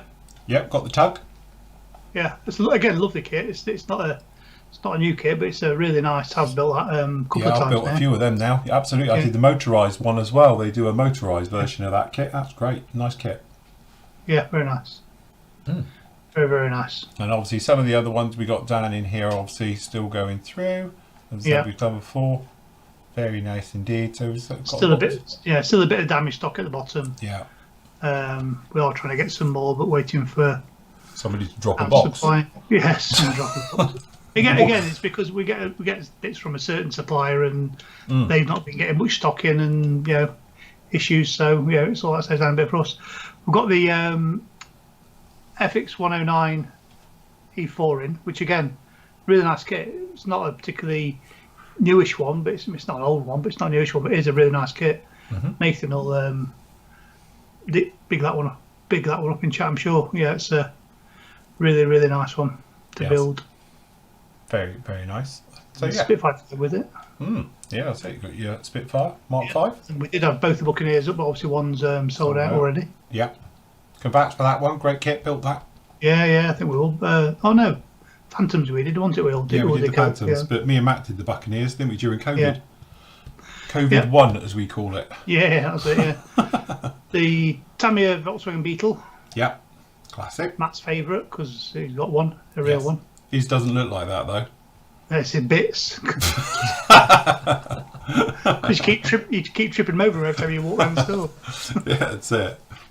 There's an I nearly broke my neck falling over the engine the other week when we went up and went to the and store. you wondered why we got no room in the warehouse. Got half a beetle in it. Yeah. It is. The engine's literally right outside the office, isn't it, John? Yeah. You catch yourself on an exhaust or something. And then 3 of the Zucamori Phantoms F4s, which Very are, again, nice. really, really nice kits. Yes. So look, we've sport for Phantoms. You've got one down here at 44 quid, which I built that one, which is a great kit. Or you've got the Zucamori ones as well. Long nose Phantom. Nice. So yes. And the HKM Anteater Fifle. The what? The trainer version. The trainer one. Yeah, the push me pull me. Anteater. Yes. Is that what they call it? Yeah. Yep. All right. I never knew that. Yeah, yeah, that's the trainer version, the 2-seat version, which is weird looking thing. Well, an anteater's a weird looking thing as well, isn't it? So yeah. To be honest, I always thought it was a cool looking aircraft because I must admit I'm not a fan of the trainer, but the single seat looks a big beefy lump. It looks like something from one of those cartoons you get, you know. It is sort big. of post-apocalyptic type thing. 1/32 scale be massive. Because I've reviewed the single-seater version. There's a review on the site for it. It is a large lump. So, nice. Very nice. I like the heavy-armed version with the massive with the guns. Cannons on the... Yeah. Nice. Okay. And anything new in this week? Golf GTI. Oh, Golf GTI, yeah. That's right, yeah. Golf GTI. We are out of stock of the Model Clip V1 missiles. But I haven't even reviewed it yet. You've still got it yet. Well, I have a good authority that somebody's going up to supplier tomorrow to go and get some more. Oh, right, okay. I actually went up to the supplier on Monday and got some more. Mm-hmm. And we've sold out already. But yeah, he's going up to the supplier tomorrow. We're going to get a load more, so that'll be back in stock tomorrow. Cool. Very good. And this one here, I've got one down here again to do the review on it because unfortunately we sold the review one before I had a chance to review it, but we have another one and it is down here. So at some point next week, I got, as we spoke about on the Wednesday and Thursday show, I've got a ton of reviews down here to get through. Literally, I've got piles of them, including John's. I've got one of John's here, but I will do the review of that as well because a lot of people asked me about that one, where it went, and it's literally, it got sold before I got a chance to review it. So it is here and I will get it reviewed, and that'll be up next week. So cool. Very good. Interesting stuff this week. Hopefully we have lots more deliveries coming in soon if the rumours are correct. So yes, there's a question. I know Andy probably can't answer it yet because he hasn't built it, but it says how's the whirlwind? I just read it here before we came off. Andy, can you tell me what the whirlwind is like? Phil, what's the whirlwind like? Okay, I can tell you. I can show you what the whirlwind's like. I've had it for weeks, but it went at the moment I had it, it went straight down to Phil's. Yes. And I've picked it up again when I went to the shop today because Matt was down at Phil's, so there it is. I've not even looked at it yet. Yeah, the review is up on the site. You can go off and see that one. But yeah, no, it is. It's a very nice kit. The only thing I did notice was I did open the box. I did open the box when I first got it. There is a reason why the box is this long. Yes, which is that reason. The wingspan is the same size as the box, isn't it? Yeah, that is actually the length of the box. It's got a massive wingspan, which again, that photo on the artwork on the box doesn't demonstrate that. No. How it's things like a seagull. But yeah, no, it's actually really nice. It's got good detail right the way through. And I say in the actual the review for it, it's funny how back in the day, if you were looking at like Special Hobby stuff and all of those, being a sort of limited run company, a lot of it was done in resin because they couldn't injection mold that good. But now a lot of it's injection molded and it's very fine and it's very crisp, and yeah, so I think now it's nice, and the molds are clearly very nicely done and polished, and the gates are all quite small and all the bits with it, and it does turn out to be something very, very nice. Clear part to clear. What more can you ask for? I honestly think Special Hobby these days have really turned a corner because the kits are really on par. Okay, you don't get locating tabs, but I've always think they're a pain in the bum anyway because sometimes they don't line up, or not how you want them to. So, but generally all the other details are there now. And again, sometimes you look at them at a glance and you don't realise it's really finely riveted. But you look at it and it needs just cleaning up. It just needs a very fine sounding sponge right the way over it, and you'll see all this detail will pop and you'll be good to go. So yeah, nice kit though. I still use Humbrol, Revel and Testors enamels. There you go, for figure painting. Excellent in certain circumstances. And that's the thing with this, you know, as you say, acrylics, proper true acrylics have their place. Definitely, especially for like chipping and weathering and stuff like that. They're fantastic for it. Enamels, definitely, because I know people blend with enamels quite well as well and things like that. Because they're more oily, they're very good at it. And obviously lacquers, you know, they're usually great for spraying and all things like that. So that's what I often say, is that my things of paints here, as John can testify, down behind him and all the rest of it, there's a bit of everything. And there's a good reason for that, because usually you use it. Yeah. You know, sometimes I want to do pure acrylics, other times we want to go lacquers, a bit of a hybrid situation. So it's nice to have a little bit of something of everything. So definitely.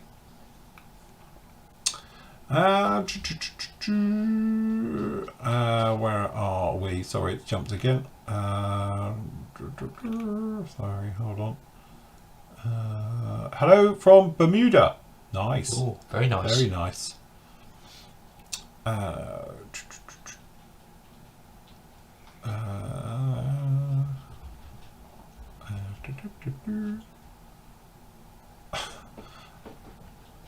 Thank you, Dick. Likes a bird with large norks. Okay. That's it. Perhaps it is. Andy's segment should have the Pearl and Dean music. I'll see what I can rustle up for next week. Yes, that'd be a good one. The problem is because the way we've got the system set up, I can't hear any of the music at all. No. It was quite. I watched the thing show back, the auction show back. Yes. It was quite amusing listening to all the music at the beginning and the things that were going on during the auction. I'd say I didn't hear any of that at all. I must admit, it did worry me afterwards, because when I watched it back, I thought, Christ, the tick's a bit loud, isn't it? The countdown clock. So we have to edit that slightly a bit quieter. Then I thought, God, if that's loud, and I must admit, I did watch quite a lot. I just chunk of it back to see how loud some of the sound effects were. Because I had visions of people being deafened, or they couldn't hear what people were saying or bidding on even. So, yeah, Gordon, you ought to go and watch your auction, because I've got a new job as voiceover man. Yeah. Because just go and see what I say for like lot one, the proper lot one at the beginning, because I do my full with music, with voiceover, we use all the sound effects. It's yeah, it's the way to do it. Again, because I couldn't hear the music, because that show was with me when we actually watched it back, and you got the music back and it was that quiet, and I'm like sat there thinking, what? He doesn't remember that. I see a look on my face because I can't see the... Yeah, I can't hear the music, and it's just strange. Right. So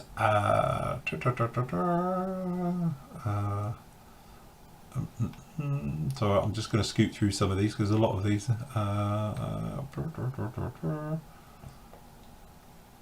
Okay, John, when you finished your Kitty Hawk kit, do you know what you'll build next? Something quick and simple. We say need a Mojo build one for that, don't you? Just a so quickie. A nice, straightforward in and out job. Set yourself up for the next one.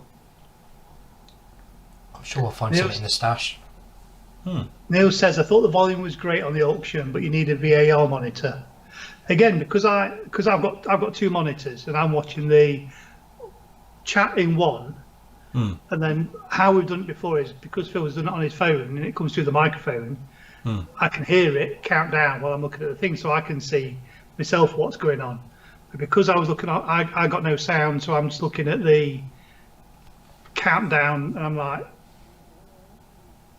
trying to figure out which one's which. Also, the thing is that this box of tricks, when it's got a timing system built into it as well, so when you press it, it's like 15 seconds, but the sound effect for that particular one, which is this one,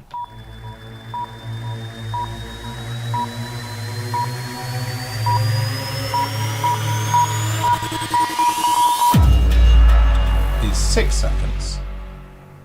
Because the thing is, it's got the bit, it's still doing it till now. That's the end of it. So it's 15 seconds, but actually it's a 6 second countdown to allow. So Matt was doing it from 10 which means there was 1 second to go.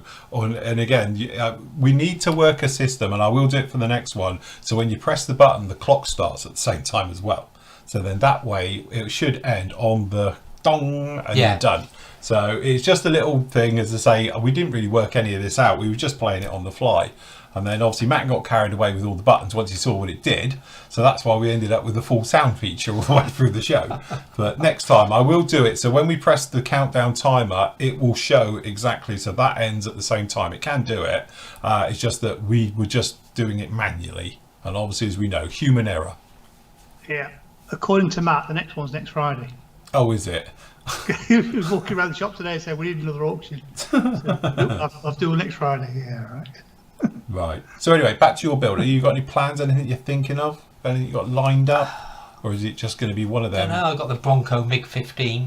No, not the Bronco boxing, the Hobby 2000 boxing, which looks simple, so I might whack that together, but it'll be something quick and easy, straight out the box. Yes.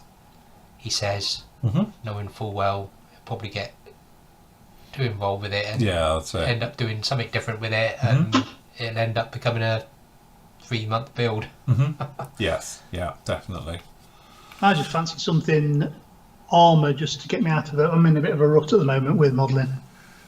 Well, I think you just come off the back of a big model anyway, because that one was a bit of a and with the weather, the last few weeks being hot as well, and so like being in here, I didn't really feel like it. Then I just fancy just getting some armour done just for the Africa group build. We've got I think it's an ICM T34 in the shop, African one, not the one that we were looking at the other night, a different one. Keeps catching my eye every time I walk past it. So don't know, but then I keep thinking, do I need to buy another kit to try and build a? Yeah, I mean, I've got plenty of kits. The problem is when I buy a kit, it's like I get an idea of what I want to do with it. Yeah. So if I look at the stash now and think, I just want a quick out the box build, it's like, well, no, I don't really want to do that because I want to do this with that one, or I want to do that with that one. So. Yeah. I don't know, but I'll find something quick and easy to do. Phil, what are you building next? It's a secret, because obviously there's still another week's worth of videos to go up on the Cobra. So, and I'll be starting next week on the next secret project, but it's not a helicopter, because obviously that would be very was it? Which is the one I've got to do the review on it? Oh, that's it, the Chinook. I've got a Chinook down there to review, so we end up building that, but it's not. But I am doing. It's not an aircraft. I'm not doing an aircraft.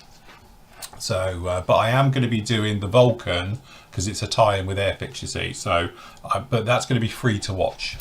So anybody can watch it, but it's not going to be like I do my builds where you get 2 parts a week and all the stuff in between. Sorry, can I help? What? Load has fallen down the well? They can't see you because the camera's on tight mode. You want to come say hello? Sorry, 1:30. Look, suddenly the dogs have all arrived. Not anything since it's near dinner time. But you can't stay here. Right, off you get. Do you want to say hello as well? There you go, because clearly no one's seen you all week, because we've been busy. We've had Matt down, haven't we? Right, okay, you can go down as well. I know, you've got to get down. But yes, so I am building a non-aircraft. That's all I'm going to say, and it's not a ship. That's all I'm going with. That's my next proper build. And then there'll be a vote again. Voting round 2, which answers his other question. Do YouTubers decide? No. That's purely for the members. The members will get the poll up for the next build. I thought I knew what you were building, then I thought, no, I don't, but now I think I do. So be all right. Looking forward to it. John doesn't, clearly, because he's looking very perplexed. Although you've probably tripped over it twice because it's down there. So, yeah. So, yes. Just round the corner, John. Don't tell anyone. Phil does Gundam again. Hey, you might not know this, but I did a Gundam kit not that long ago. Just didn't put it up on the site or anything. Did it for me. Well, not really for me. It's for somebody else, but I did do one. Bandai's a great mojo. That's why I do the Bandai bits and pieces. But say it's not a point doing it on camera. So yes, very nice. Must be a car or a van. Ooh, might be. No, it's not. Haha. got more guessing now, innit? Let's do the... Does it have wheels? Yes. Is it green? No. So, yes, that's the plan anyway. Doing something a little bit different. Something I've never done before. Well, no, I sort of have, but yeah. Be alright, be fun. And as I say, what I'll do is after that one, then the next poll will go up, and then we'll go from there. So can I just say, I saw the thing that Matt bought back to the shop with him yesterday. Yes. I can't believe how detailed that thing is. What? Not my excellent painting and weathering skills, then. Oh yeah, yeah, really but just kit very detailed. No, that's not bad as well. But yeah, just there's so much. You don't notice it in the photos how intricate the thing is. I know. It literally. I wasn't joking when I said I think I could now build the real thing. Because it's every part. It literally is almost like every nut and bolt builds up that thing. But people don't know what we're talking about. We're all about the MRAP. Max comes down because Matt's taking it up now to do his bit with it. And problem is every time he touches it, something falls off it. Well, he did that. He put it in his box to take it home, and he broke the door off. Yeah. But yeah, that's this lump. So yes. Yeah, you don't see it, especially on the back, around the back end and all the. Yeah. Yeah, it's just amazing. Yeah, because some of it's photo etch and various bits. The thing is, when you paint stuff, it doesn't matter if it's photo etch anymore. Obviously, you get the scale effect from it, but no. So yeah, that door fell off. He only touched it once. Off comes the door.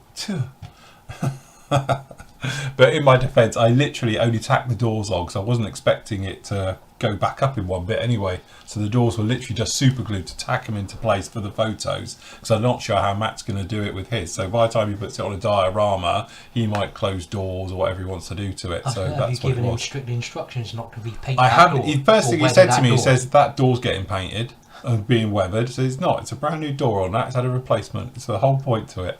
So yeah, it's a talking point, isn't it? It is, yeah. Like, why has it got a wrong coloured door on it? It's not a wrong coloured door. It's just, as I say, how it is.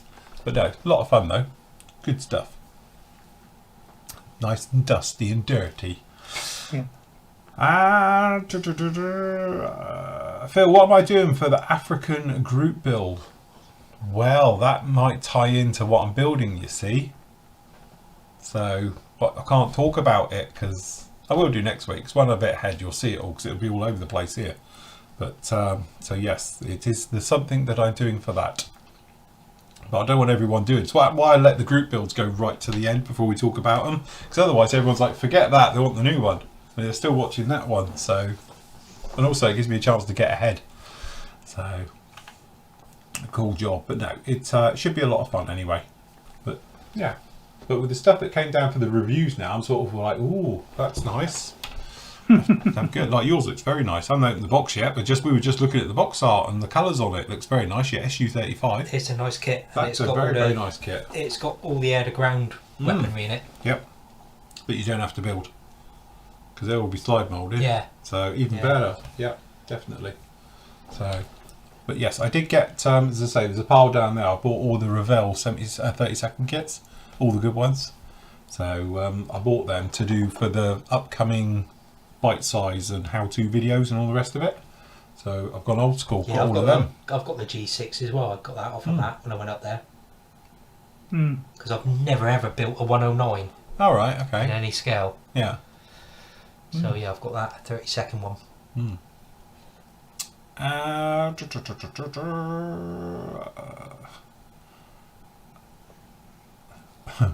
The anal rape boy modeler has been thingied on here. His message has been hidden, and seeing as I can't read it either, I think I'll leave it hidden. Phil, do you ever do flight sim videos? Yes, I do. They're on the forum. I don't put them outwardly. It's just me messing about, and sometimes me and the guys messing about. But yeah, I do occasional ones. Not like you see on YouTube or anything else like that. It's normally just me zipping about. And doing things, but they're on there. I don't know if they're open to the public. I have to go back and check. I haven't done any for probably a year now, but used to do a few on there. There you go. GB Models got it right. Look, he's building an elephant, African elephant. My other half has got a thing for elephants. As anybody who could walk through my house would understand and know, she would love that. Could do that for her birthday. No, our birthday's next year, so yeah. I'll have to hide it. Look, love, I've made you an elephant. Be another one they're going, that's lovely. Airfix dinosaur with an 88mm on its back in bush camo. Yeah, absolutely, that'd be a good one. That would tie in nicely to an idea we got for next year of a total kit bashing SIG. Yeah. So you could do that. Barry, keep that idea, because you could do that for next year. Either be a group build or a SIG, but I think we're going to do that. I think it'll be a lot of fun. Yeah, I saw that this morning. Nathan's put it on the little team chat bit, hasn't he? Yeah. The kit bashing one. Yes, I think it'd be one of those really. So it will just be difficult to what the criteria will be. I reckon you've got to have two kits, and in some way they've got to come together. You can't just like twiddle on a kit. It's got to be proper kit bashing at its best. So either scratch build it, or it's got a good proportion will have to be scratch built, or comes from something completely different. Like you can't put a ZS23 on the back of a truck because that's been done before. Turn it into a technical. But African Queen blast back. My old man used to watch that every Christmas. Force us kids.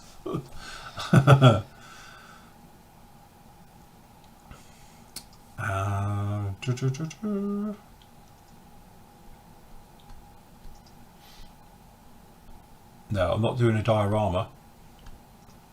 My esteemed colleagues do that. I have to get Kev's coming in. It'll be fine. Yeah, that's Matt's domain, isn't it? That's Matt's domain. Matt and Kev. That's it. Leave them to that stuff.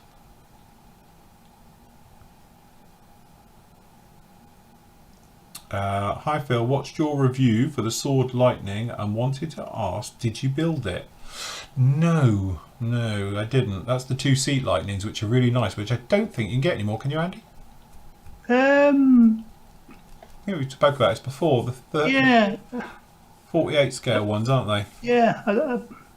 Because somebody asked about the nose section the other day, didn't they? They said, does anybody do an aftermarket nose section for the 2-seater? And we said, well, Sword did it, but we couldn't figure out if you can get it. So. I didn't want the 32nd one, not the 48th one. I can't remember now, but yeah. Yeah, someone used to do a conversion, didn't they? The Airfix kit. Yes. That was 48 scale.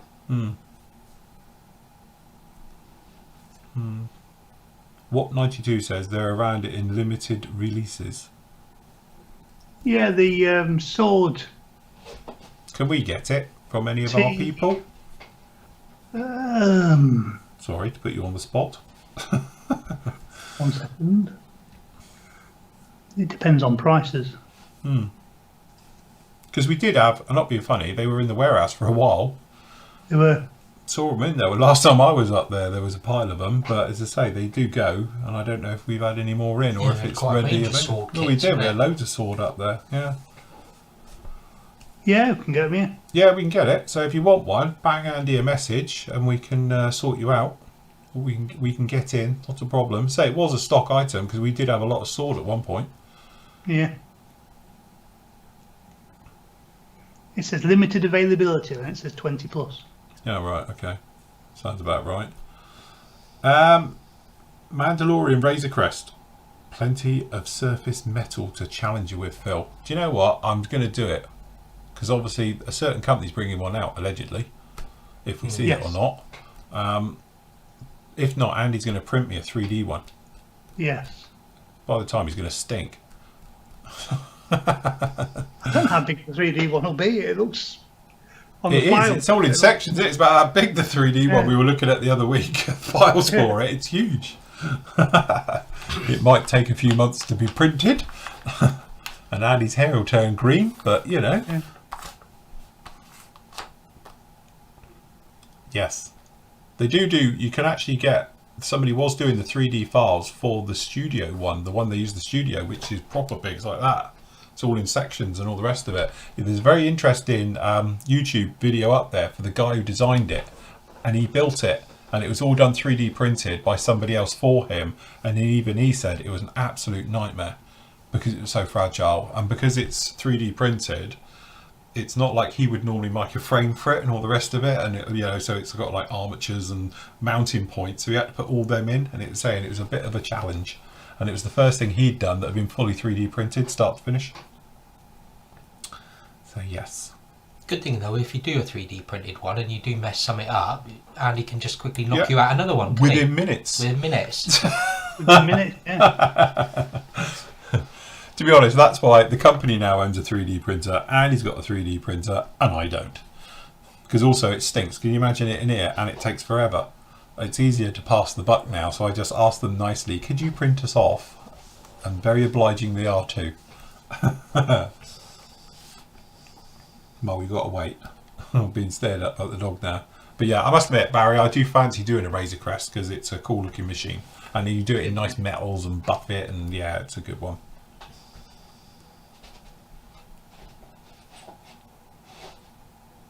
Yes, I have actually. Yeah, the 3D printed Apollo 11 module hatch door. Yes. Very, very nice. Jeff, is that actually out though, the 72nd Razor Crest by Revell? Because people have said this before, but I haven't seen it anywhere on the trade chatter, shall we say, that it's out. I'm sure it's still there. It's still future release as far as I know. Yeah, I'm still going to look now.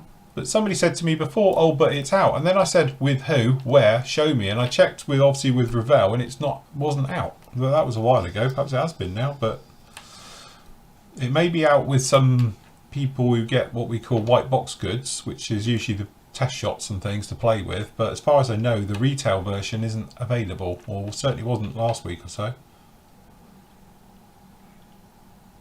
So I was going to do a pre-order on it. I didn't think it was out till fourth quarter. Mm. I do believe it was supposed to originally, as far as I was aware, that I was told anyway, it was summer 2021, and then it got pushed back to fourth quarter this year. So still showing on our main supply for those sort of things as a future release. Yeah, well, it was the last time I checked. So, how many kits get reviewed post build? Just seen your review of the 48 scale radial engine Tempest 2. Fantastic looking aircraft, rarely seen. But I have just bought the 32nd one of them.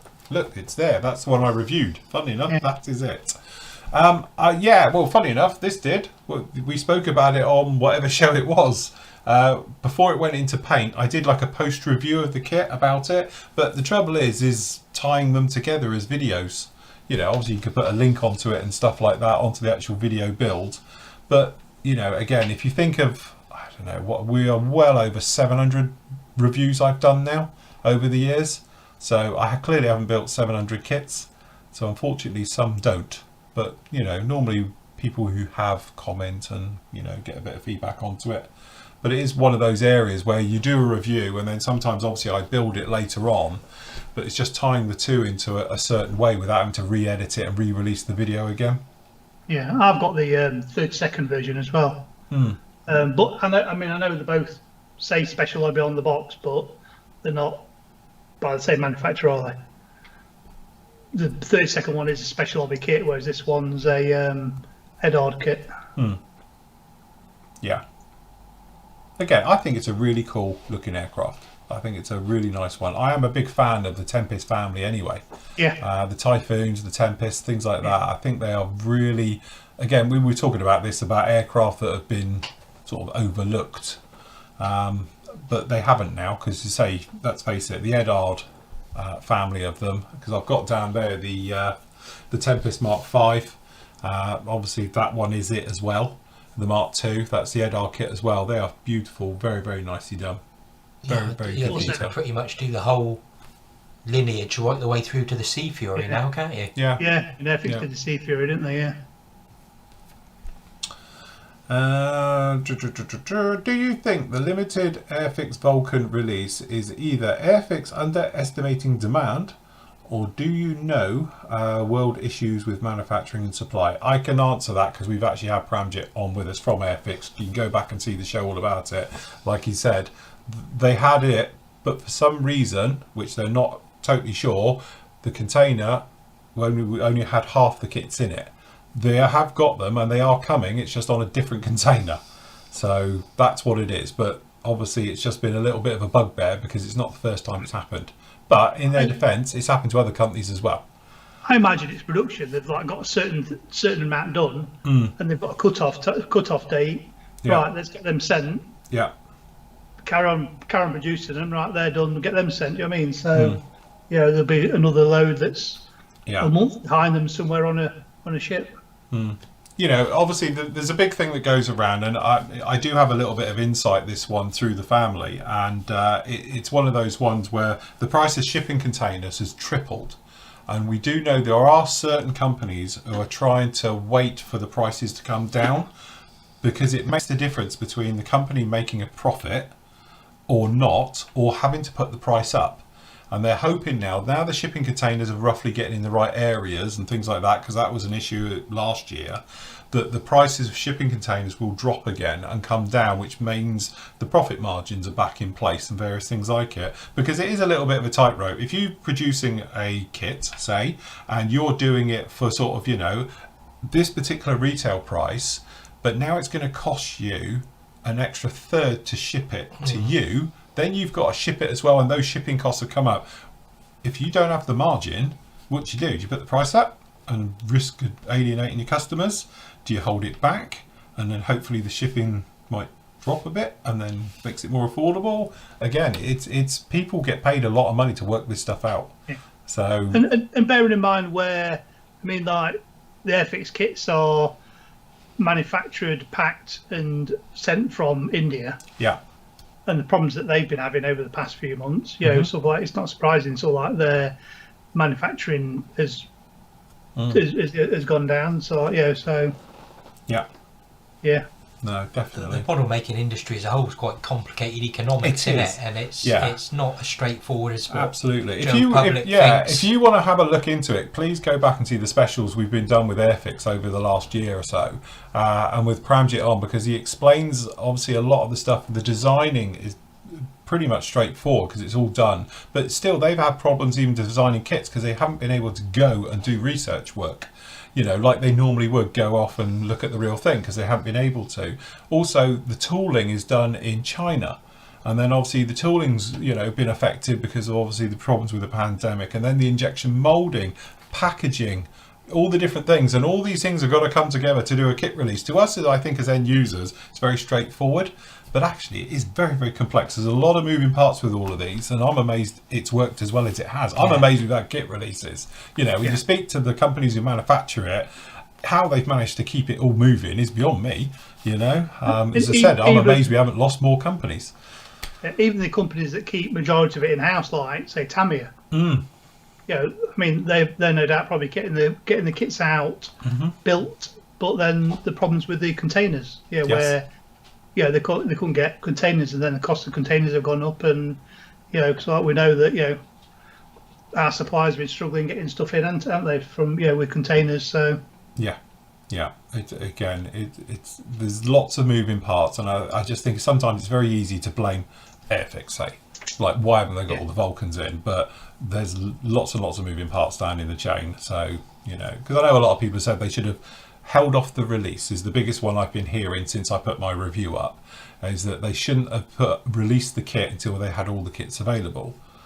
But they might be told it might be next week, so it could be just coming in behind and it's not too far. To be honest, I was told something very similar with the Lancasters, that they're literally there's another container, it's right behind it. Well, obviously it wasn't, because we're now months between the two, so it's very difficult. But then obviously they need to release it because it's part of the schedule, and and they need they've got bills to pay, and absolutely you can't just get the money back now. If the item's ready, they've got to try and get it out, aren't they? They can't just hold it. That's it. Can't hold it indefinitely, because it's got to earn back its money it's cost to do it. It's a lot of money tied up in these kits. And also you think, if they held it back, then what are we going to have? 20 releases in 1 year? Nobody could afford to buy all the kits then. So I think roughly they're doing as good as you could possibly hope. And it's not just Airfix, it's all the manufacturers. Say the Lancasters did it, we've had it with other ones, we've had it with Tamiya, we've had it with all the big companies and small, and unfortunately we've lost companies as well. Kitty Hawk gone, obviously Wingnut Wings gone, so not good. Here's an interesting question. Do any of you guys model do any of you guys have model parts break on you often? If so, how do you deal with this? All the time. My biggest bugbear is, classic example, on this one here, is the little struts which hold open the, the little power, whatever they are. Every time I sand them, it goes dink. Because obviously you've got your sprue. Why can't they do the sprue so that they're on the end? On the end. Andy, I'm 100% with you on that one, but that's far too sensible. It's always in the middle of the handle that you got to then sand and. Yeah. And also some plastics are more prone to snapping. So you ever had that one where they snap and it's like a dome and a hole? Because obviously it's the injection molding process as well. So it's literally flawed. It's weak to start with. So that is always my bugbear. Small little parts always snap on me. Yeah. So how do I fix it? If it's a straight job, because to be honest, I broke one of them doing it. It was super glue. Just, I use these little bottle caps into the super glue, into the end, and then rub it off, and then it's fine, and it just went straight in, and away you go. That's normally how I deal with it. Sometimes if it's something a little bit, especially cabling and stuff or things, I might change it out for brass rod, wire, whichever it is, whichever way is the easiest way to fix it and stuff. Bigger things, when they break, sometimes it's easier because you can just push it back together. Classic example, MRAP.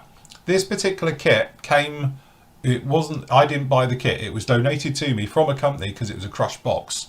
They said it's fine, it's just the box has been hammered and all the parts have been a bit off the sprues and stuff.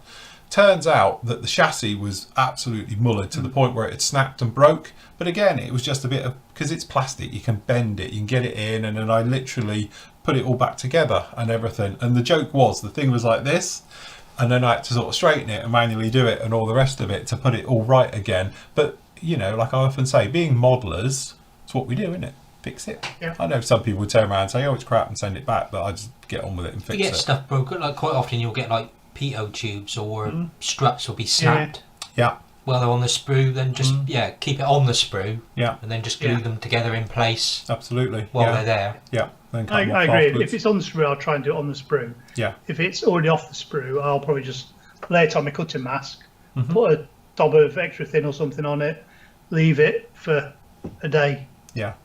Yeah. For it to set properly, come back and then sand it and snap it again. And again, it depends how much work you want to do. If you go back, when we all built the Phantoms, as always, because it's always me, I had the short shot tail, so I had half a tail. So, and it was that thing about like, what do you do? And because it was like, right, okay, because it's laminated, it was a case of, no, that one's just flat, plastic card, fillet, and sand and profile, and job's done. It's one of those things that I'm very much impatient. I can't be bothered to wait for a replacement part, so I just fix it myself and get it done, and it's ready to go then. But again, using your skills you've got as a modeler, so obviously, putting stuff together, you should be able to pretty much put it. All right, if you've had something properly mullered, then that's a bit different. But if it's just like a broken part or lost parts, like how many times have you lost bits? So you make it yourself, and I've done it. It's little things like control yokes. You had the control yoke missing the other day. Me, still not found it. Oh, you found it, right? But that would be a classic. I found one. I've got one, but not the other one. So I would probably make one because it's only a yoke, and and that's it, and you go in with it. So, but normally what happens to me will be just like Andy. I'll lose a part, normally my own fault, and then I'll be like, oh, so I'll scratch build it, finish the build, I'll move something, and then find it. So, the law of sod. Yeah, I was lucky because I found one. I can then do the other one. Yeah, scratch build another one. But it's just like a modern sort of like control yoke with the two handle bits. But in a chat, Lily, was it one of the guys says, will Phil be painting? Oh, James says, will Phil be painting Airfix's new 1-to-1 scale Hawker Hunter? Yes, I have been watching and following that. It's an interesting project they've got there. I think if Phil's doing it, he should paint it X17. I'll be fine with my little airbrush. Might take me a while. Bright pink. Yes, it. It'll be a something pink. Yeah, something pink.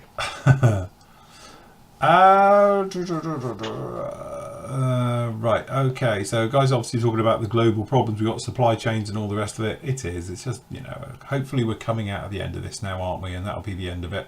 Well, it won't be the end of it, but we can live with it better. Yeah, I was talking to Phil the other night one time, and I was watching something car related, and they said it's like, it's going to be into next year before we sort of like, get supply chains up and running again. Yeah. To be honest, the border models, 35th scale 109, we are due it any minute. Well, we were. Well, I think we still are. I've still got a feeling that was a bit of a stunt. Or if it's not, I bet they're all rubbing their hands all the way to the bank. Because it was the best publicity they could have ever have got, wasn't it? Because everybody then shot off to all the retailers and websites and all the bits and pieces. And it was like, bless them. If it wasn't, hopefully they have kissed and made up now. Because, It would be funny if Tackham or Royfield suddenly chucked a 135th scale 109 on the market, though, before... before the border model ones came out. At that point, I think you really would get the F-bomb back there again, wouldn't you? I think people would probably like... We have a rifle model's Panzer IV, or is it the border models? I don't know, I can't tell. It is the border one, isn't it? Is the Panzer IV. Was it Panzer III? I've got rifle Panzer IV. Oh, right. Is that like the border models one that I reviewed? Probably.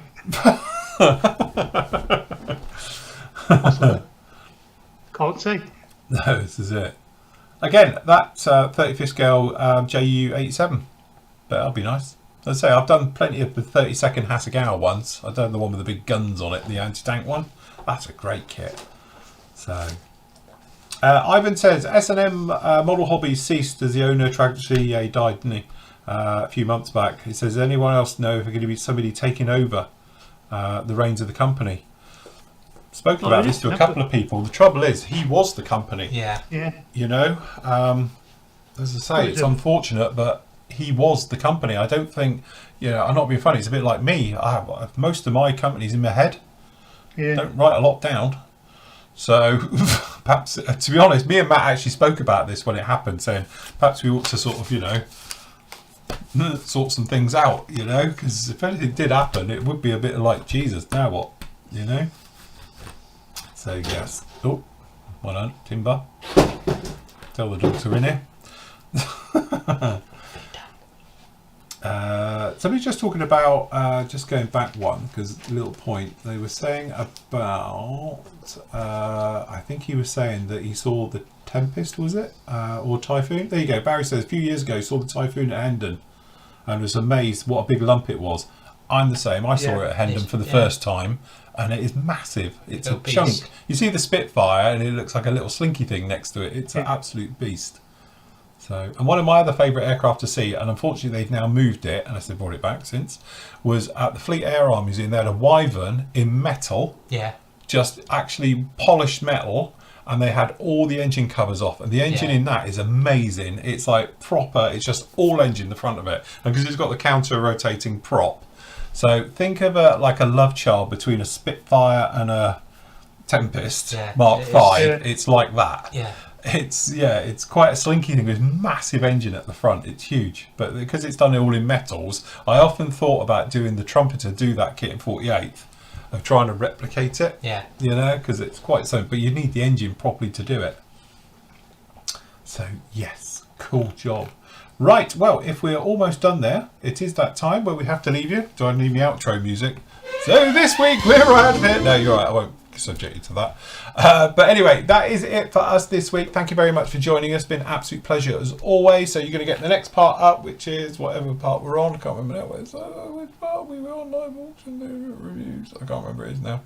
Anyway, whichever part we're on with that one, I've got the next bit coming up, which covers all the weathering, the oil stuff and everything. And then the final part, I think, will be like a 1 hour special on Friday where we hand paint, obviously, the shark's mouth into it and do all the fine details and all the bits and pieces on there. So got a ton of reviews for you coming this week. We've got down in there Hobby Boss F-18E Hornet. We've got the Hobby Boss CH-47A Chinook.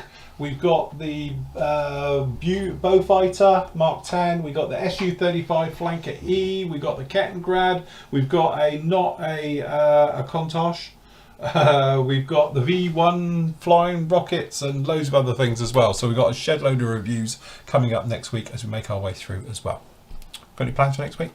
Anything exciting? Work. Back to work. Back to work. Bless. Back to work. Never mind. I had a nice week off anyway. Yeah. Great. Anyway, thank you very much, obviously, YouTube land, for joining us this afternoon. Great and pleasure as always. Thank you for all your good questions. Thank you, obviously, to the Flory family. As always, you guys have been absolutely fantastic. We will leave you, as always, on a Friday of your great work for this week's gallery section. So, till next week, everybody, happy modelling. Take care. Bye. Bye. Bye.